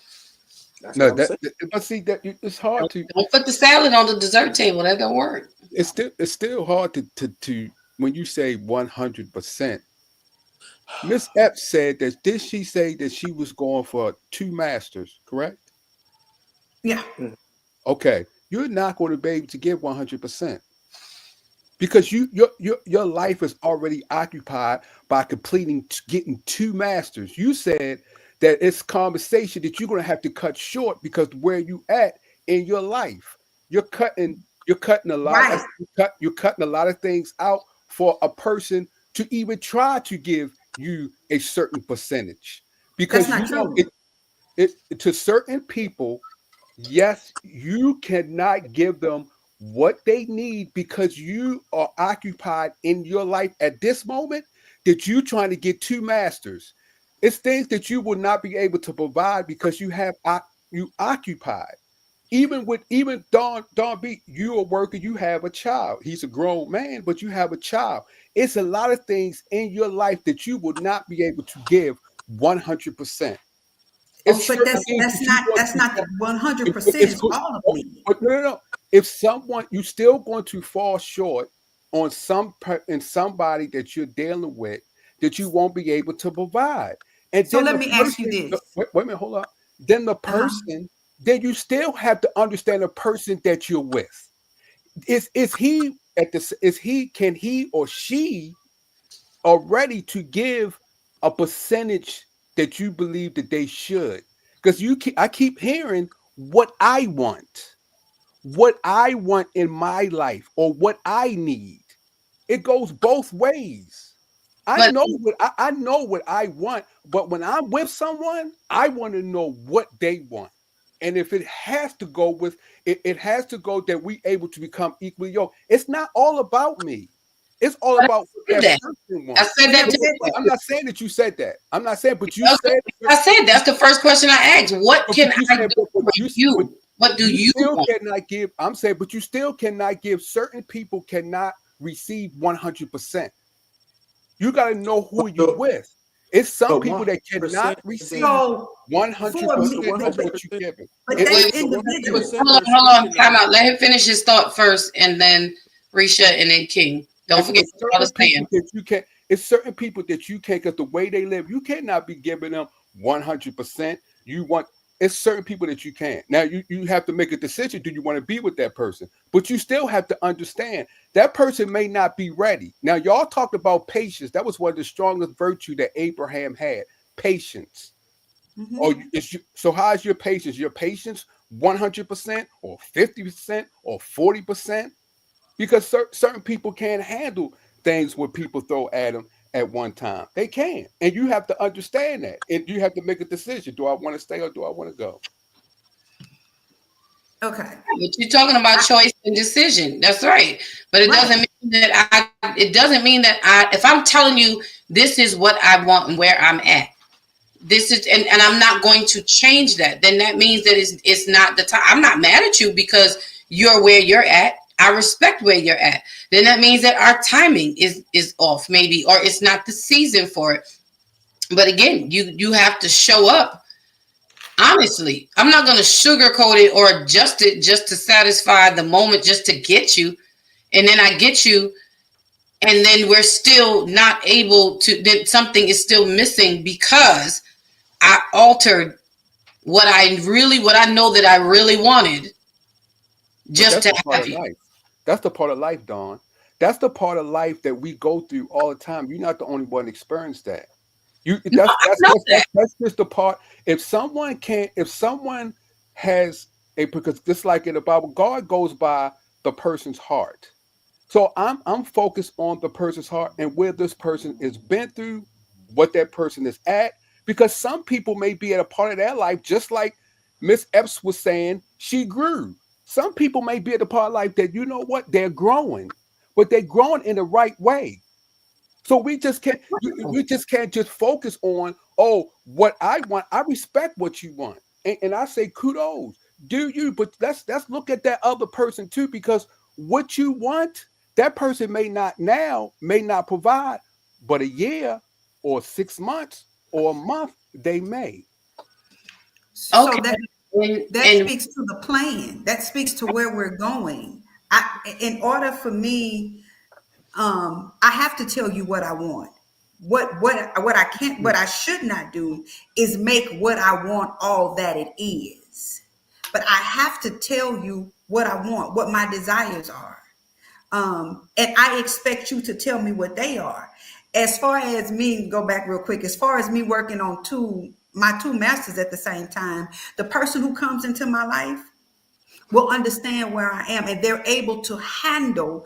They don't, at this point, at this juncture, if it was somebody new, they would be able to handle. They would understand that this is where I am. This is what I have, and it's not that it's not 100%. I'm still giving you me. It's no different than you working a job and going to school and taking care of your kids. There has to be a balance. And so if I'm in a relationship, there are going to be some things I'm going to have to prioritize. It might mean, instead of me going like I'm going now, full pedal to the metal because I don't have anybody in that position, I might need to slow it down a little bit so I can make the first thing the first thing. But that comes about with choices and decisions and communication. It might be that he shows up and says to me, babe, I love to see your drive. I love to see you pushing. While you're doing that, I'll do these things. And that's the companionship, the complementary part of a thing. Where I am lack, you're not. And so we coexist and we can cohabitate in a way that seems seamless because you fill the voids for me and vice versa. And then there will come a time when it will flip because it's not going to be the same way all the time. Perfection does not exist. Perfection is a person who hung, bled, and died. Yeah, that's so true. If we're looking for perfection, we've already failed. Yeah, but What we're it has to be looking for. perfection. hold on, wait. Pause 1 second. Let's let King interject, share his I'm thoughts. sorry. My bad. No, I mean, at the end of the day, what I was gonna say, the 100% that everybody is speaking of that I'm hearing, both people just gotta be honest about where they are and what they expect. That's really all it is. Both people have to say, okay, this is where I'm at. This is what I got going on. This is me. Are you willing to, what's the word I want to use? Are you willing to cohabitate with that? Are you able and are you willing and are you at the place in your life to where you can accept me and where I am now? And this is where I want to go. Can we help each other get to where we're trying to go? That's what 100% is. Being honest about where each other at, where we trying to go. Are each of us willing to come into each other's lives to make it work? That's really all it is. To me, that's what I'm telling you. 100% to me is, like I said, if me and somebody is coming into each other's lives, okay, I work this job, I'm in this career, I'm just starting. This is what I have, this is what I don't have, this is what I'm working towards. Then she lets me know, then we both make a decision personally. Is this what I'm willing to accept? And I'm not willing to be a part of this to get to where we both want to go in life. So the 50 and all of that is you not being upfront and you not showing exactly and you not holding up to your part of the bargain pretty much. You're not doing what you said you was going to do. You're not the person that I need in this moment of my life to help me to get where I want to go. And maybe I'm not in the position, or maybe I don't want to cohabitate what you got going on. That's each other's personal decision. But 100% is just being honest about where you are, where you're trying to go, and can we make it work together? I understand that. I see. I understand that. I just think we still, even though we have it in our heart and our foundation that what we want, that's fine. But we still have to understand the person that we're dealing with. If the person may not be able to provide, just like you said, Miss Epps, you said that he may, as far as articulating, as far as you don't have time, as far as the certain things that he may or a person may not, that person may not be able to articulate at that time. But are you listening to his words and are you identifying, you know what? He may not articulate right now, but I do see him in about a year or 6 months that yes, he's a smart individual. He has I agree with that, but that's still. but I'm saying is, if we're going to, if we cannot allow, I ain't gonna say we can't, what you can't do, because you're your own person. I don't want to say that. I'm just saying it can be dangerous when you are so focused on your foundation, where you're, that you blind yourself to see what a potential or what people out there that can give you. Remember, let's go back to God. God brings people in and out your life that comes in many different ways. And look at who he blessed throughout the Bible and things like that. Who he blessed, people at the bottom, people that didn't articulate, and people that people look at and be like, wait a minute, hold up, why did he bless him? This is everything what we do or who we are. Just like Miss Epps, you are a blessing. Don B, y'all are blessings. King, you are a blessing to anyone that you come in contact with.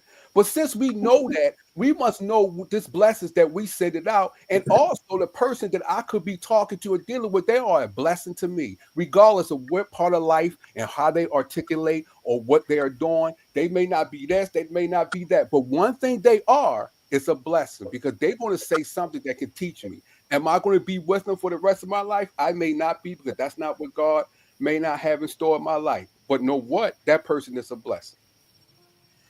I agree with you. So I used to I had this conversation, Don and I, we were talking about relationships not too long ago, and I likened it to like a freeway.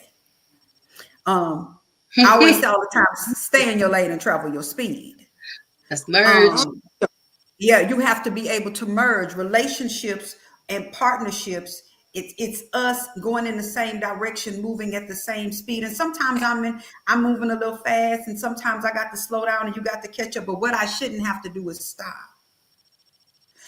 While you might be a nice person and you are a blessing, and you might not be the person for me.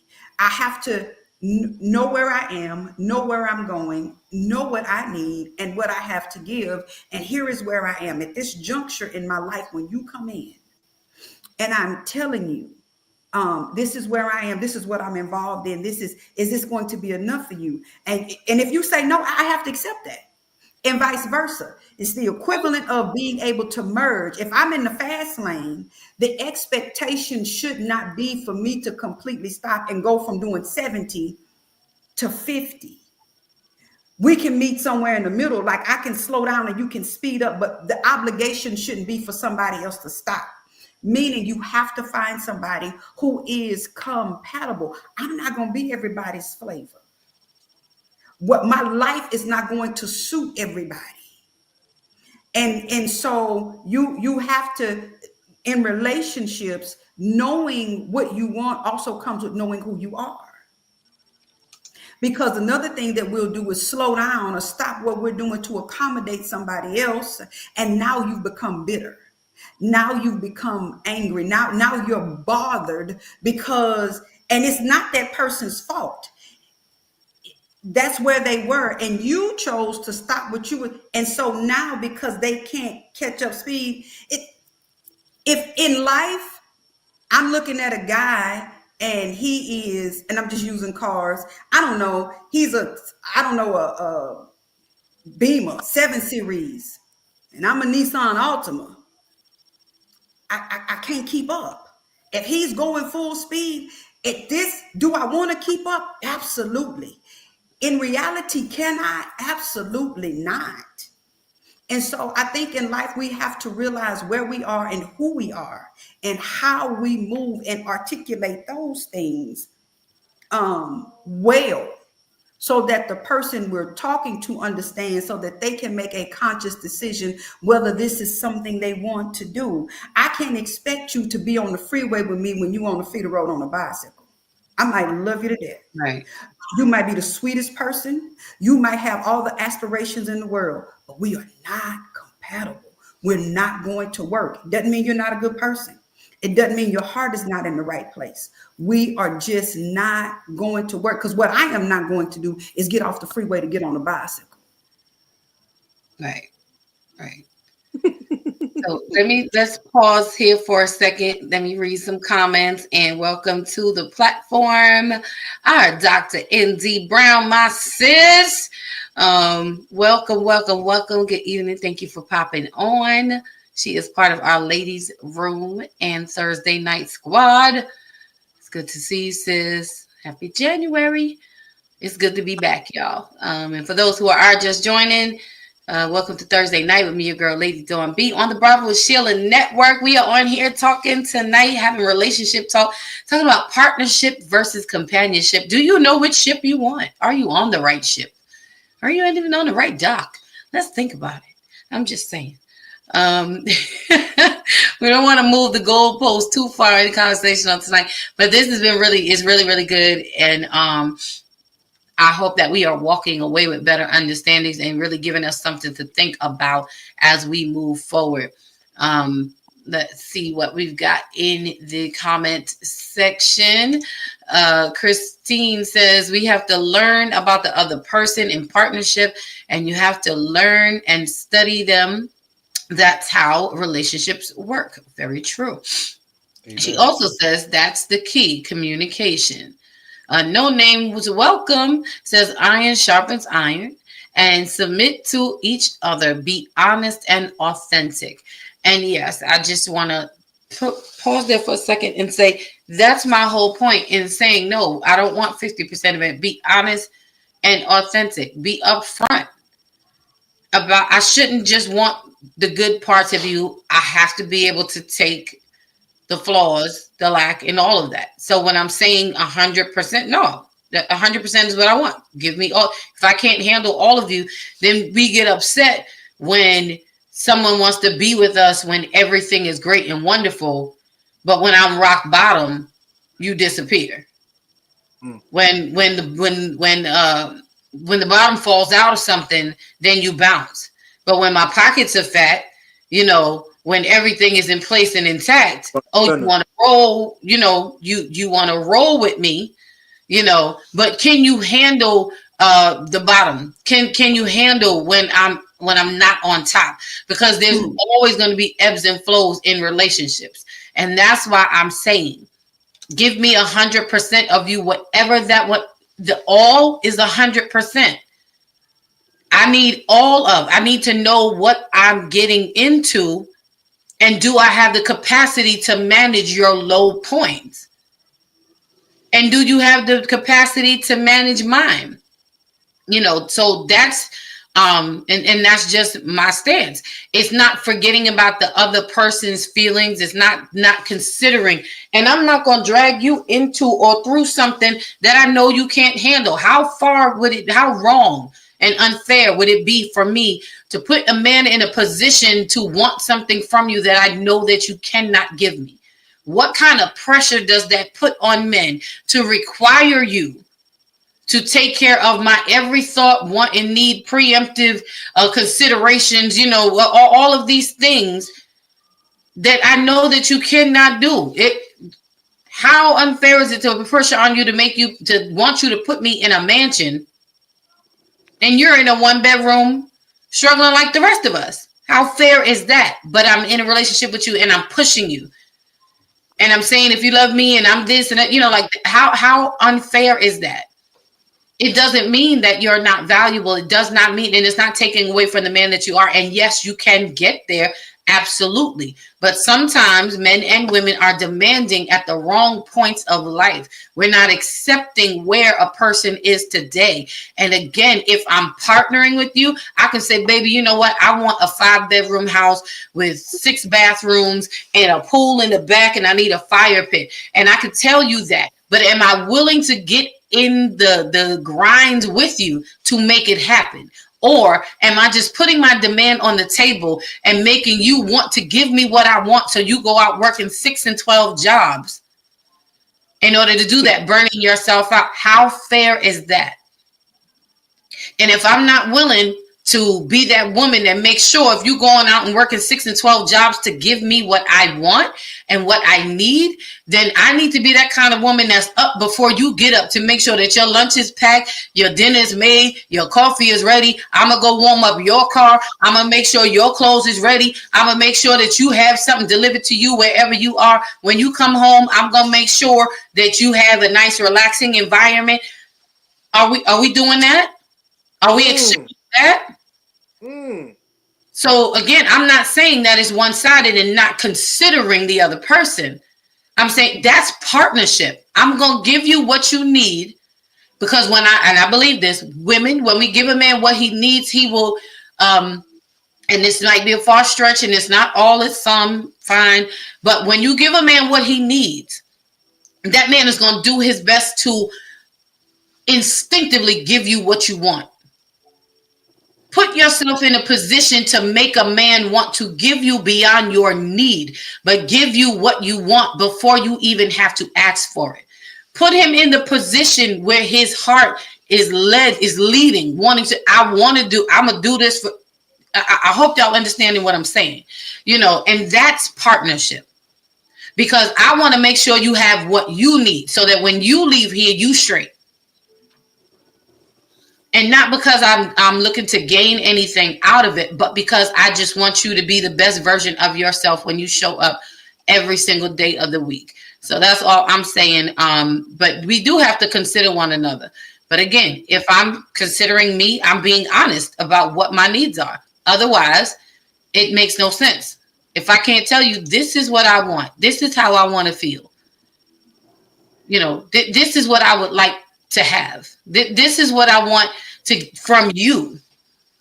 I want you to hold me. I want you to play in my hair. I want you to talk to me and make me laugh. I want you to hug me. I want to act silly. I want whatever it is. I want to be able to cry. I want to be able to sit there in silence. I want to be like, those are the things. I'm not talking about, give me a house, a car, and a fur. I can get those things for myself. But am I giving that to you? Give me 100% of you. Give me your wounds. Give me your breaks.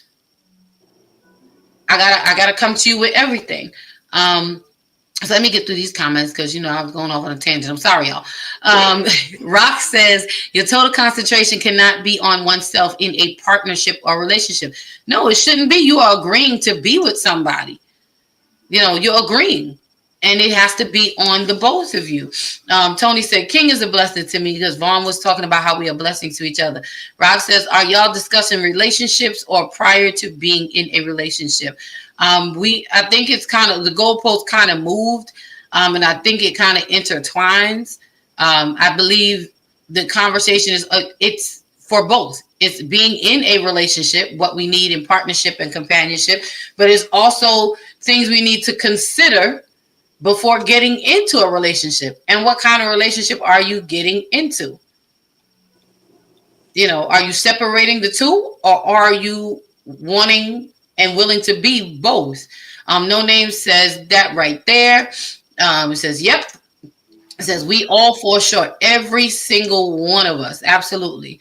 Rock says, if you're talking in a relationship, one may have to stop to allow their partner or mate to catch up some. Now, prior to a relationship is not necessary. And I can agree with that. Yeah, in a relationship, but there you go. Okay, but in a relationship, we've already set a stride. We already set a pace in a relationship. So if something happens where one of us starts to fall off or fall short, of course, it's like the 3-legged race. I gotta slow down to make sure you're good and help you get back up so we can get back in stride.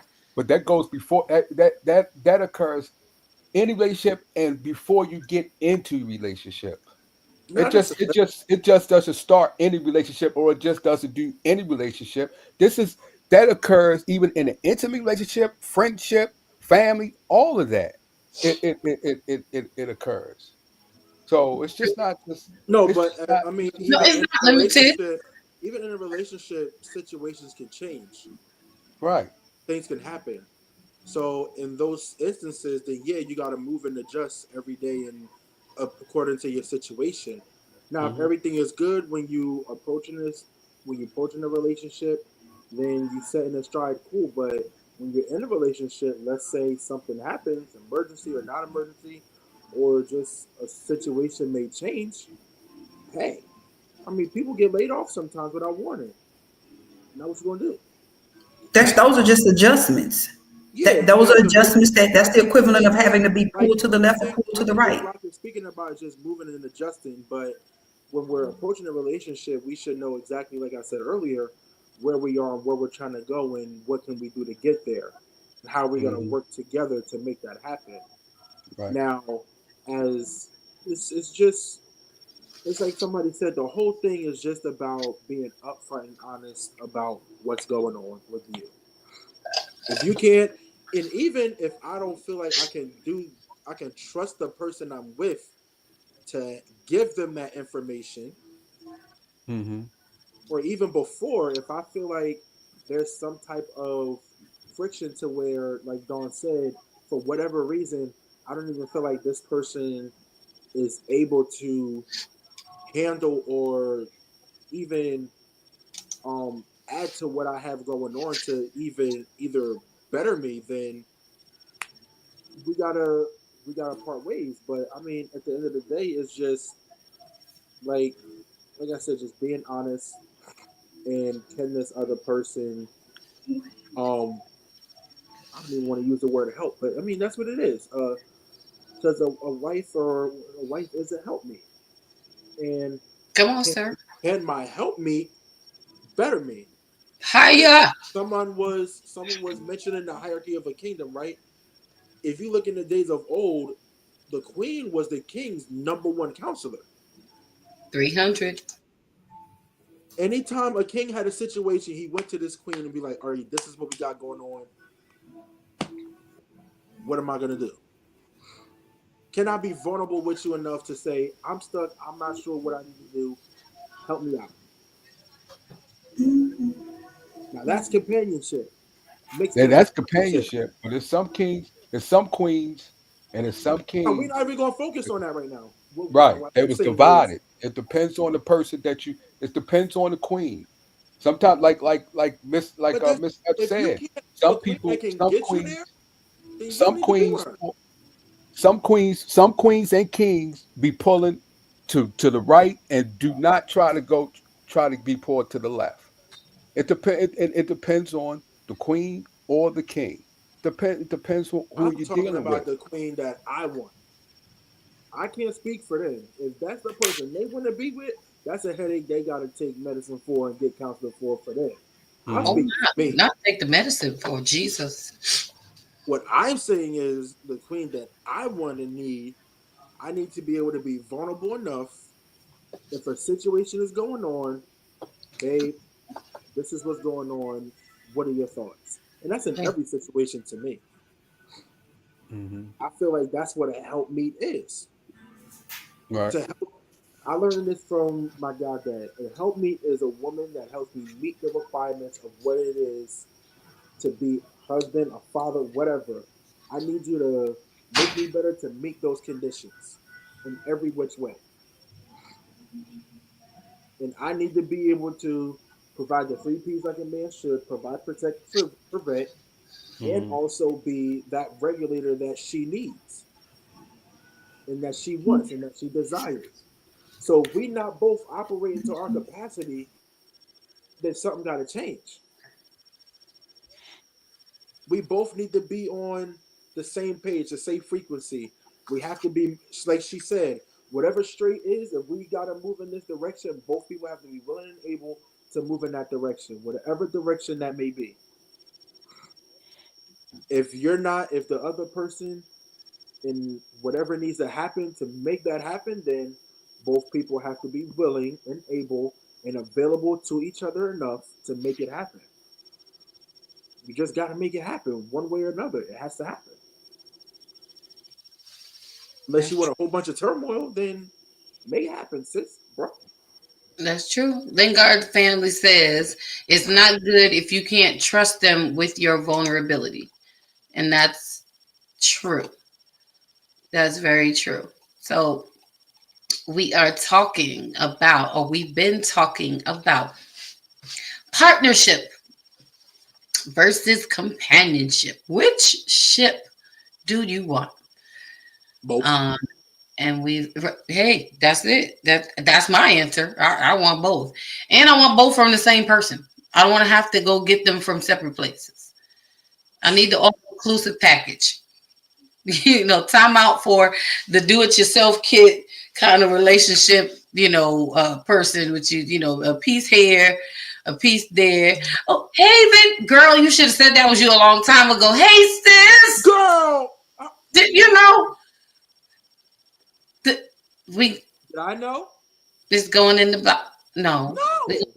She's going in the bylaws. It's going in the bylaws. David, why did you wait this long? To say it's me. Girl. We'll talk about this later. Right. So anyways, partnership versus companionship. And we just wanted to add language tonight to these two dynamics in relationship so that as we go throughout this year, we are making better choices and better decisions, that we are more conscious and in touch and in tune with our real wants and our needs and our desires. We want to make sure that we are in position to be honest. Like you're saying, at this big age, and I said 2025, it's just toxic because it's toxic in a healthy way. I'm just telling y'all, like it's no holds barred. It's gonna be full throttle, and we just getting down to the root of the matter, because we have to start showing up in spaces better than what we have been. How else can we Say that again? We have to start showing up in spaces better than what we have been. Because how can we put back our families, our communities, our nations, if we are still having lines divided between us in our homes? We cannot continue to pit one against the other. We got to start being really real. We've all been hurt. We've all been wounded. We've all been through it. But guess what? Instead of comparing wounds, we need to start learning how to heal each other. We got to learn how to start helping each other heal. Because this is not I'm not going to say that. But this is not the kind of contest. This is not a comparison, of look at my scars bigger than yours. No, we all have scars, period. And we have to start being honest. We have to start taking the risk of being open and transparent with each other. None of us are perfect, and we're not even trying to be.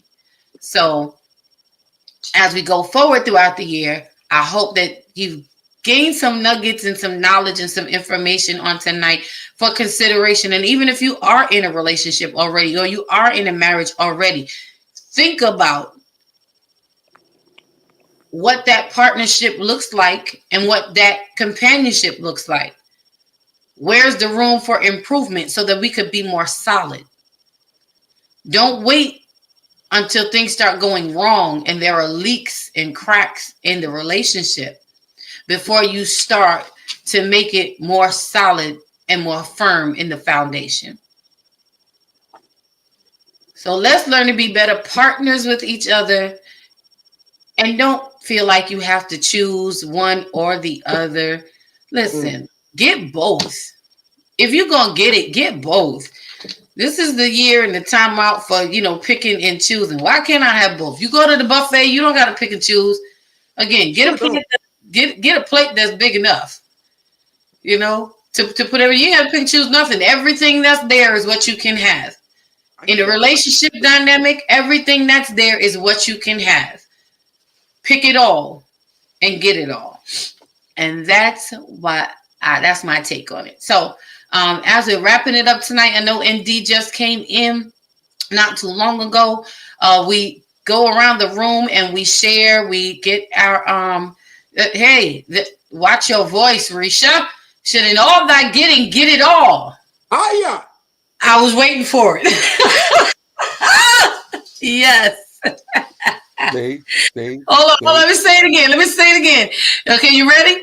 In all thy getting, get it all. see, that's Hey. that's it. Rock says, I ain't gonna even mess with because I would end up, look, get it all. Why can't we get it all? Transparency. It depends on what you say. All. Are you taking account as far as the other person too? Yes. You will give it all to the other person as you getting it all. Yes. They explain For clarity's sake. Let me say this. I want a man that I can give. Pause for peace. Hold on. 3 times already. Yes.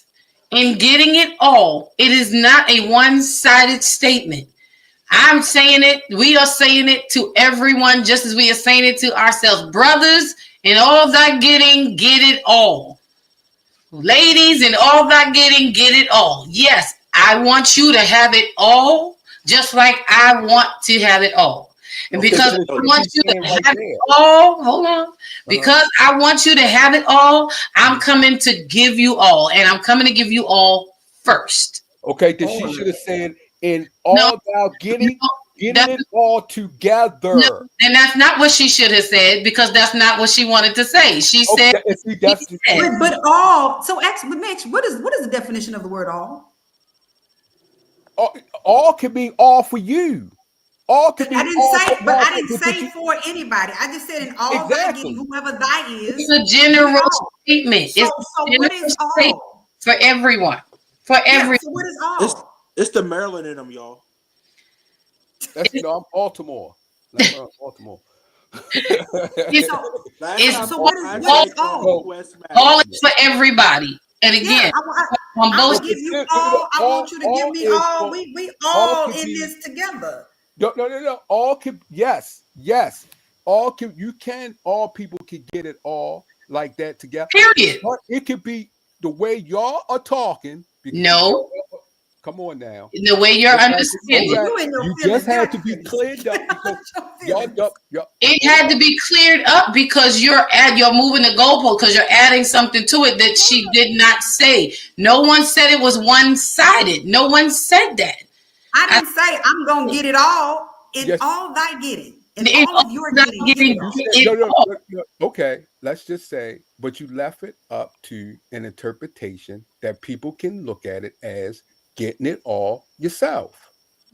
You left it open to an interpretation. It should be open. It should be open. Where Indy Brown. Hold on. Okay, so when I asked the question, it shouldn't have been a problem. Pause for peace. It's not a problem. We're adding clarity. We're trying to. We're answering the question as we've said before. It is not one-sided. It's talking to everyone. Yes, everybody, every single person. Go get it all. Whatever your all is, you have a right to go get it. Whatever that is, it's equal across the board. No one is saying you get all and somebody else gets nothing or half. We are saying to everyone. It's not a problem if you ask the question. You already know. That's all I was asking.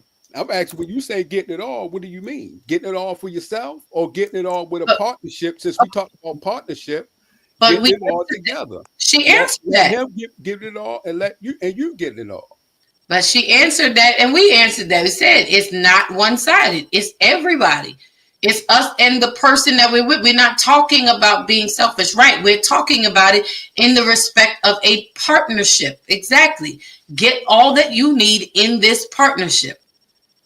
And each person has to consider the other person in the partnership. But all people do not. Okay, but we can't do that. Pause for peace. Everybody can't talk at the same time. Everybody can't talk at the same time. We can't always, when we mention a statement, we can't always deflect to the opposite. We can't speak to the people that don't want what we want. We understand there's people that don't do certain things, don't act certain ways like they're supposed to, don't bring things to the. We understand that, but all we can do is mention what's happening right now for us, right? So when someone says, "Well, I want this, that, and when I was mentioning earlier about how I want my helpmeet to act, and then we make the statement, well, not all people are like that. That's true. But what we're speaking on now is what it is that we want in the lens of how we want it, right? Not to say that what the other person wants isn't important. We can't always just look at it at the surface level. We have to look at the totality of the picture, right? So when Vaughn, are you in a relationship right now? No. No. Okay. So let me ask you this: do you have expectations and requirements of how you want to be treated and how you want to be respected in the relationship? Yes. That's all they're talking about. But I don't. Yes, I want that. But I'm also looking after, just like I said before. Right. All just don't listen. All goes two ways. It's two door. But if you're speaking in a way that you're articulating in a way that you saying what I want, you're applying it to yourself. Because you can only speak for yourself. I can only tell Yeah, you. but I didn't. I left it. Only speak to. Hold on. But you can only speak to. Hold on. You can only speak to what you want out of the relationship at the time until you meet the person, right? Then you get insight of what they want too. You can only approach a situation knowing what you want at the time. You know what your expectations are and what you are expecting from the person, right? Now, when you get to know that person, when you get to have those conversations, you get the insight of what the other person wants. But when you're approaching it, you have no idea of what they want. You can consider it. You can go in with an open mind, sure. But all that's in your head is when you approaching someone and you see this person and you thinking about pursuing a relationship, you're gonna make it known what you want. It doesn't mean you're Right, not but considering the other person. it goes both ways. That's why it says treat your neighbor as you treat yourself. That's why it says love your neighbor as you love yourself. I'm going to give it all, right?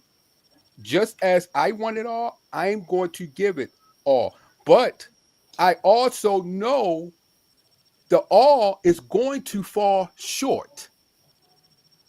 Of course, because nobody's perfect. Okay, but if you're blinding but the way you're talking, especially when you're preventing someone, Okay. when you're preventing someone and you're saying that you're impatient, We are moving the goalposts. and you're not That's accepting not. all. We're That is moving the not. goalposts. So you're merging. Wait a minute, slow down, because those are my comments. You're merging two things. First, when I said I was talking about growth, I understand where I am. I am not in a relationship. So where I am now, what I'm doing it is all about me. It is for me. But I also said that if the right person came along, it would require some adjusting for me. And I did say adjust. I didn't say I would stop. I would adjust. And we go back to the comment I made about driving at a certain speed. No, I'm not going to come off the freeway completely while you're on a bicycle. Not at this time in my life. So let me say this: I don't have time for potential.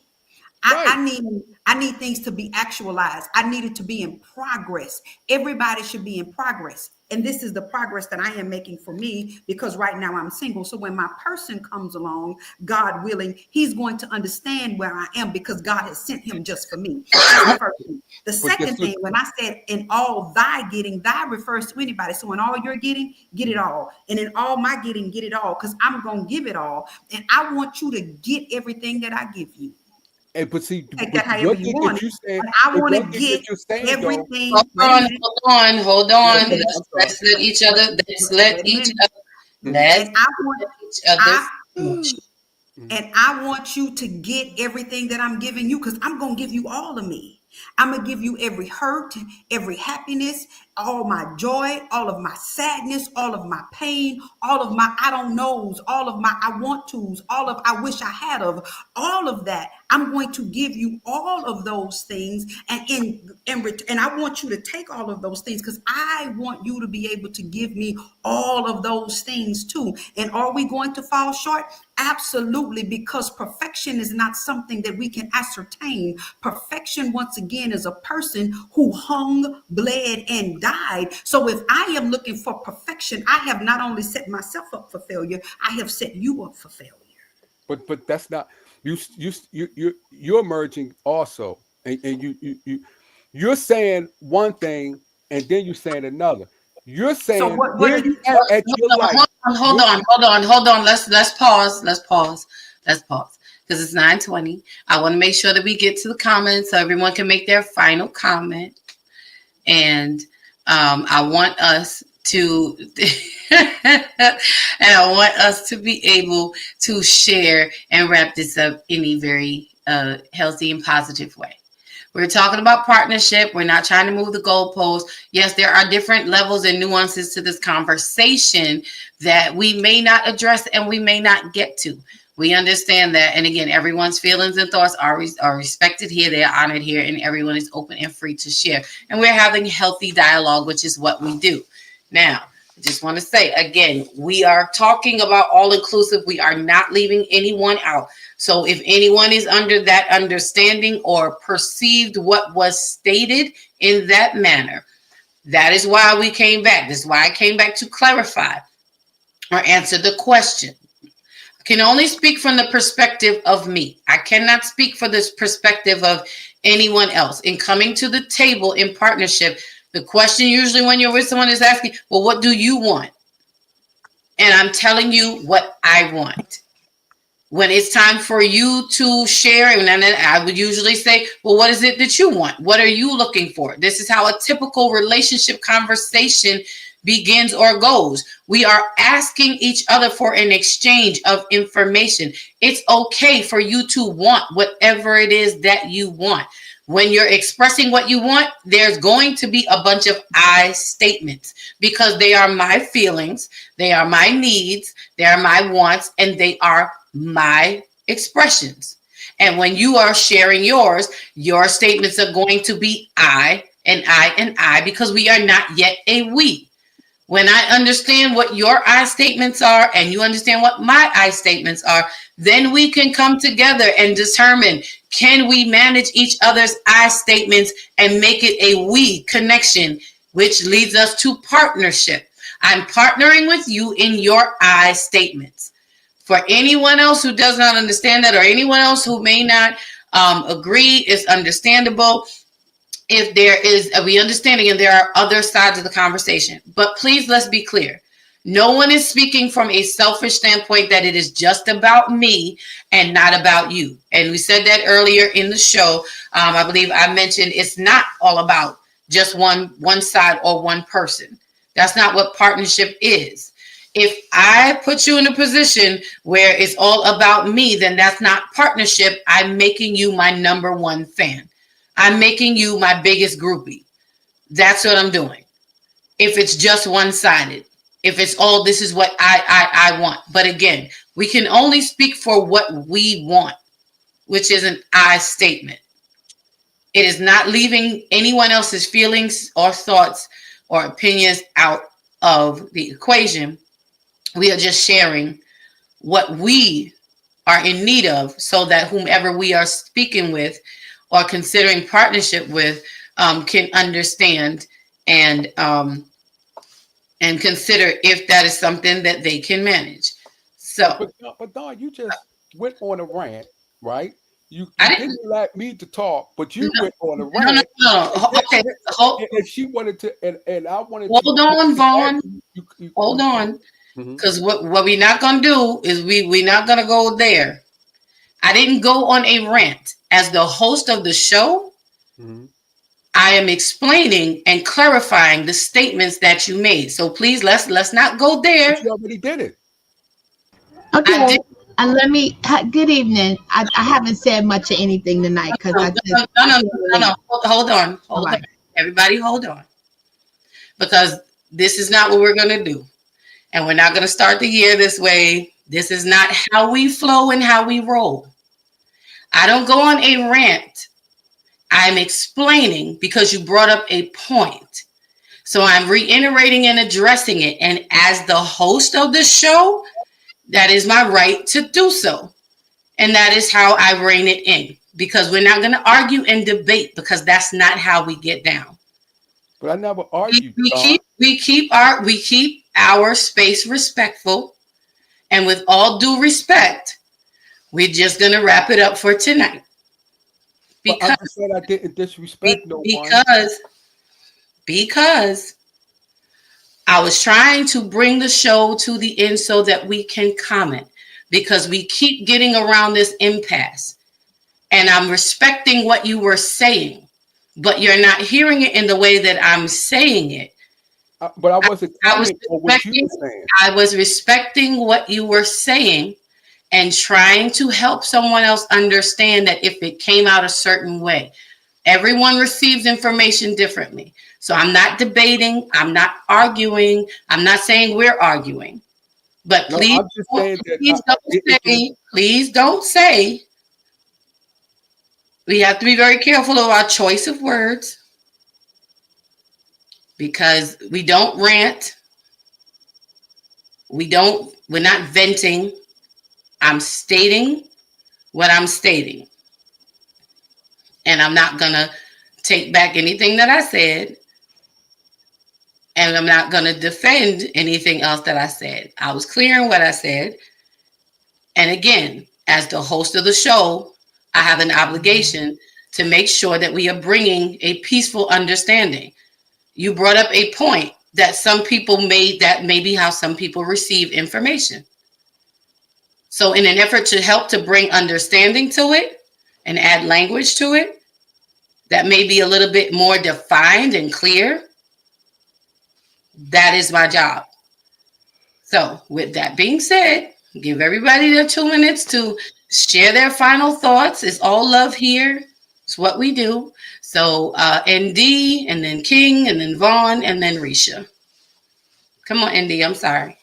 No, I don't even know what I can say. At this juncture, you guys have covered a lot, and I was a little late because I was doing my own stuff on the other end of it. But I guess for me, I want a relationship that evolves to a partnership that has purpose. And I think that the truth of the matter is a relationship and a partnership work hand in hand. I guess it also depends on the dynamics of the individual and what their intellectual responsibilities are and what they're assuming that they want. But for me, I want purpose. I think a relationship is important. And I know partnership is important because we're in business. But I think I want mine to be more of a purpose-ship. Because when there's purpose, I think the relationship and partnership is just definitely going to already be there. Because I think that we sometimes convolute things when we start to overthink it and try to put it in perspectives that make it now become difficult. Everything that we do is a partnership when it involves someone else. When we have to think about their needs and what they want and what they desire. And, I think that we have exaggerated relationships, and relationships is like everything else. We talk about it so much that it has become tainted and the lines have become blurred. And people have put great demands on things, but are not ready to do what they need to do to fulfill the demands that they want. Then I tell people, please don't put expectations on me because I may not be able to meet those expectations. And I'm probably going to fail you somewhere along the line. So if you put expectations on me and I fail you, then you're going to be looking at me strangely. But if I come into a place with the ability, knowing that there's going to be some evolution and some resolve, then failure and letdowns are going to be evident. And I think that that's some of the things that we miss. We put expectations on people that we sometimes ourselves are not prepared to meet, and it becomes convoluted. And then we get to this place, well, I expected you, but yeah, you expected something, but you didn't communicate what the expectations was.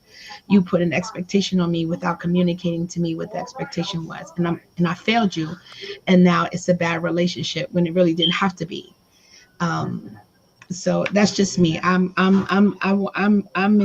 pretty much moving towards purpose, because I've done the relationship thing and did kind of was a little convoluted and blurry. I've tried the partnership, and there was always one is always going to carry more depending on the season. Because some seasons one will carry more and the other one will carry less. That's going to be dynamic. But you got to be okay to switch those roles and be okay with understanding. But I mean, that's just me. I don't know much. I know a little bit, not much. Um, but the key thing in all of this, besides purposeship, there has to be some vulnerability. And if you don't have that, then it doesn't even matter. It's useless. Love you guys. Love you, ND. Come on, King. Share your final thoughts, sir. Ah. I mean, I'll just wrap it up for me. It's like, at the end of the day, I can only speak for me and what I desire. And when it comes to other people, if I'm asked my opinion on certain things, I give it on how I think certain things should go. But at the end of the day, it's about those two people who are in that relationship or who are pursuing something. Because at the end of the day, those two people me and that person have to collaborate and cohabitate with each other in a healthy manner. So it's like we say in the natural realm, we're in the spiritual realm. I want the whole world. I want everything that I can get. I mean, in those expectations, in those requirements, and whatever, I'm gonna do whatever I can to appease and satisfy my partner as well, because that's what it's about. Companionship, partnership, purposeship, whatever, is about both parties doing whatever they can to make the other person's life as easier as possible while making each other better. That's all it's about, making each other better and us coming closer together as one, as what we're supposed to be. Us moving as one, us operating as one, us even in our thought pattern, get to a place, because it's not going to happen right away. Get to a place where we can think as one, where I know your thought process and how your mind operates, you know mine. Like, you can tell somebody how I think, and maybe they may agree with it, I may not. It's like, I want to know that person inside and out, just like I want them to know me. So, that way it makes it easier. That way I know what that person expects of me. I know what that person is requiring of me. And I'm able to be in a place to where I'm able to meet those needs and meet those requirements. And if for whatever reason I fall short, then I move and adjust to make sure that it doesn't happen again. Mistakes are going to happen. We're not always going to get everything right. But the thing is, we just got to move in a way to where we can always move in an upward while dealing with those ups and downs in the relationship. But always moving forward is the key. Always moving forward and getting towards the end goal, whatever that end goal is. So that's my take on it. All right. Thank you for that. I love it. Whatever the end goal is. Come on, Vaughn, Invisible Man. Eric. Yep. Good conversation. I like what ND said. Purpose. That was on point when she spoke. But yeah, good conversation. It was good to be up on the panel talking with all of y'all. Thank you for your input as always. Come on, Reesh. I missed the Power Ranger. Power Ranger, you there? Yeah. Hi, Power Ranger. What's up, Queen? How you doing? You miss me? Oh yeah. Good God. Come on, Reesh. When I think about relationships, partnerships, it's hard for me as a believer, not to think about the spirituality of a thing, the godness of it. And so it's simple for me. I want to be in a relationship where I can love and I'm loved back. And so I say it all the time, especially when I'm praying and I think about God and what he did for us on the cross, which was love. So I don't want an even exchange relationship. I want a due exchange. All of me for all of you. That's what I want. And I want the person to want the same thing. All of me for all of them. Not an even exchange, because all of me would be more and all of you might be less, or vice versa. But I want it all. And I want you to give it to me all so that I can give you all. Because the reality of it is this: if my hands are full with just me, then I can't hold you. But if you allow me to give you me, then I have space to hold you.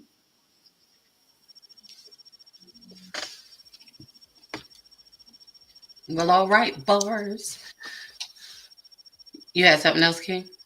Or you just pointed? That was the agreement point. Mm-hmm. Oh. Well, all right. Thank you, Risha. Thank you, Vaughn. Thank you, King. And thank you, ND.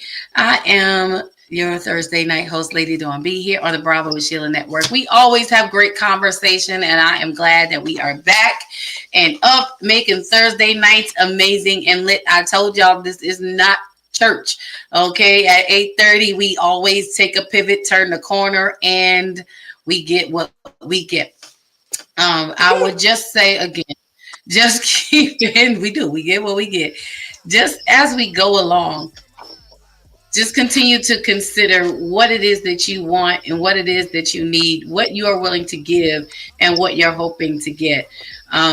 Let's be mindful in how we move in our partnering relationships, so that it is never one-sided. We want to be balanced, not always necessarily equal, but we want to make sure that we are feeding each other appropriately so that we can all grow at the end of the day. But it starts with doing the self-work, knowing what you want, knowing what you're willing to give, knowing your capacity, and knowing how much you're willing to stretch. So, as always, we wish everyone love, happiness.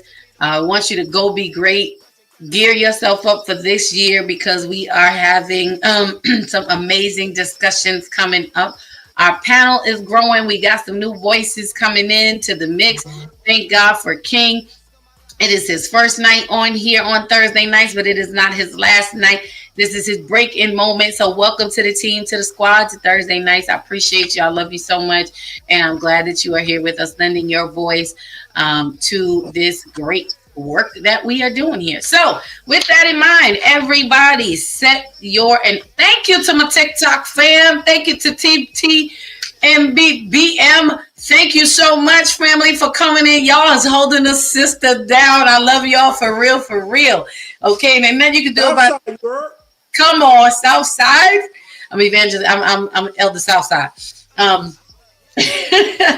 all you can do about me loving you is love me back. So thank you, Mr. Grateful. Hey, watch yourself now. Thank you, Mr. Grateful, for coming on in here and sharing with us on tonight. And in fact, I invite y'all to come back next Thursday night to this same space, this same time, this same bat channel. Why? Because we're going to be back with even more conversation. Next week, we have my good friend, my brother.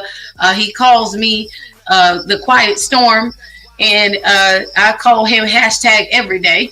And he will be on with us. He's in the person of Mr. Grateful, awesome man of God. Next week, we are going to be on talking. We're going to have a little coffee, therapy, and Jesus talk, talking about the church. Is the church equipped to handle the issues of the world? We're going to get in it. Sometimes we just need a little coffee. We just need a little coffee. We need a little therapy, and we need a little Jesus. So Mr. Grateful will be on with me next Thursday, along with my sis, Nikki Johnson. She is a coach, and we're going to be having a great conversation. So make sure you tune in 7 p.m. Eastern Standard Time.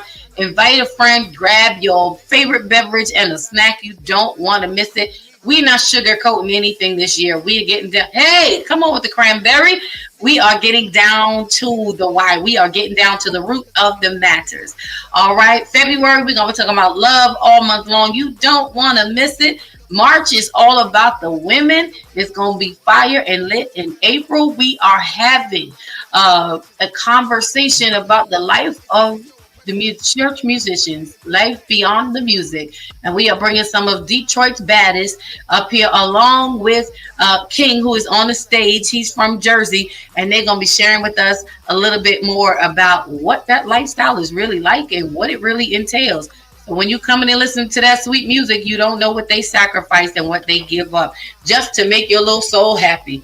So we got exciting things coming up on Thursday nights. Again, I thank everybody for joining in.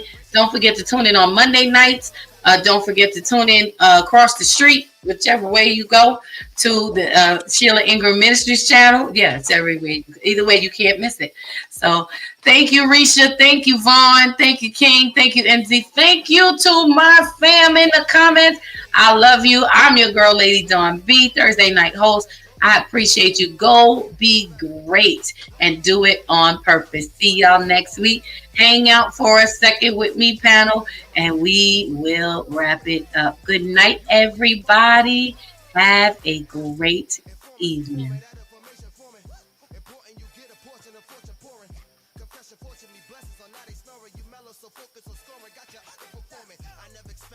Never assume nothing, judging me for my past, but that's why I'm triumphant. I don't demand, I know where I stand like engineer hands. Watch how my life pans. That game plan, show out like a drotter, pop out like a cutter. Telling the quick rock, skipping the course, squares like hopscotch. This gonna be my mood to my beat drop, putting my boogies, using my diddy boots, ain't no stop. I'ma make the rest of my life live. Yeah, I'ma make the rest of my life live. Gonna make the rest of my life the best of my life. Yeah, I'ma make the rest of my life live. I'ma make the rest of my life live.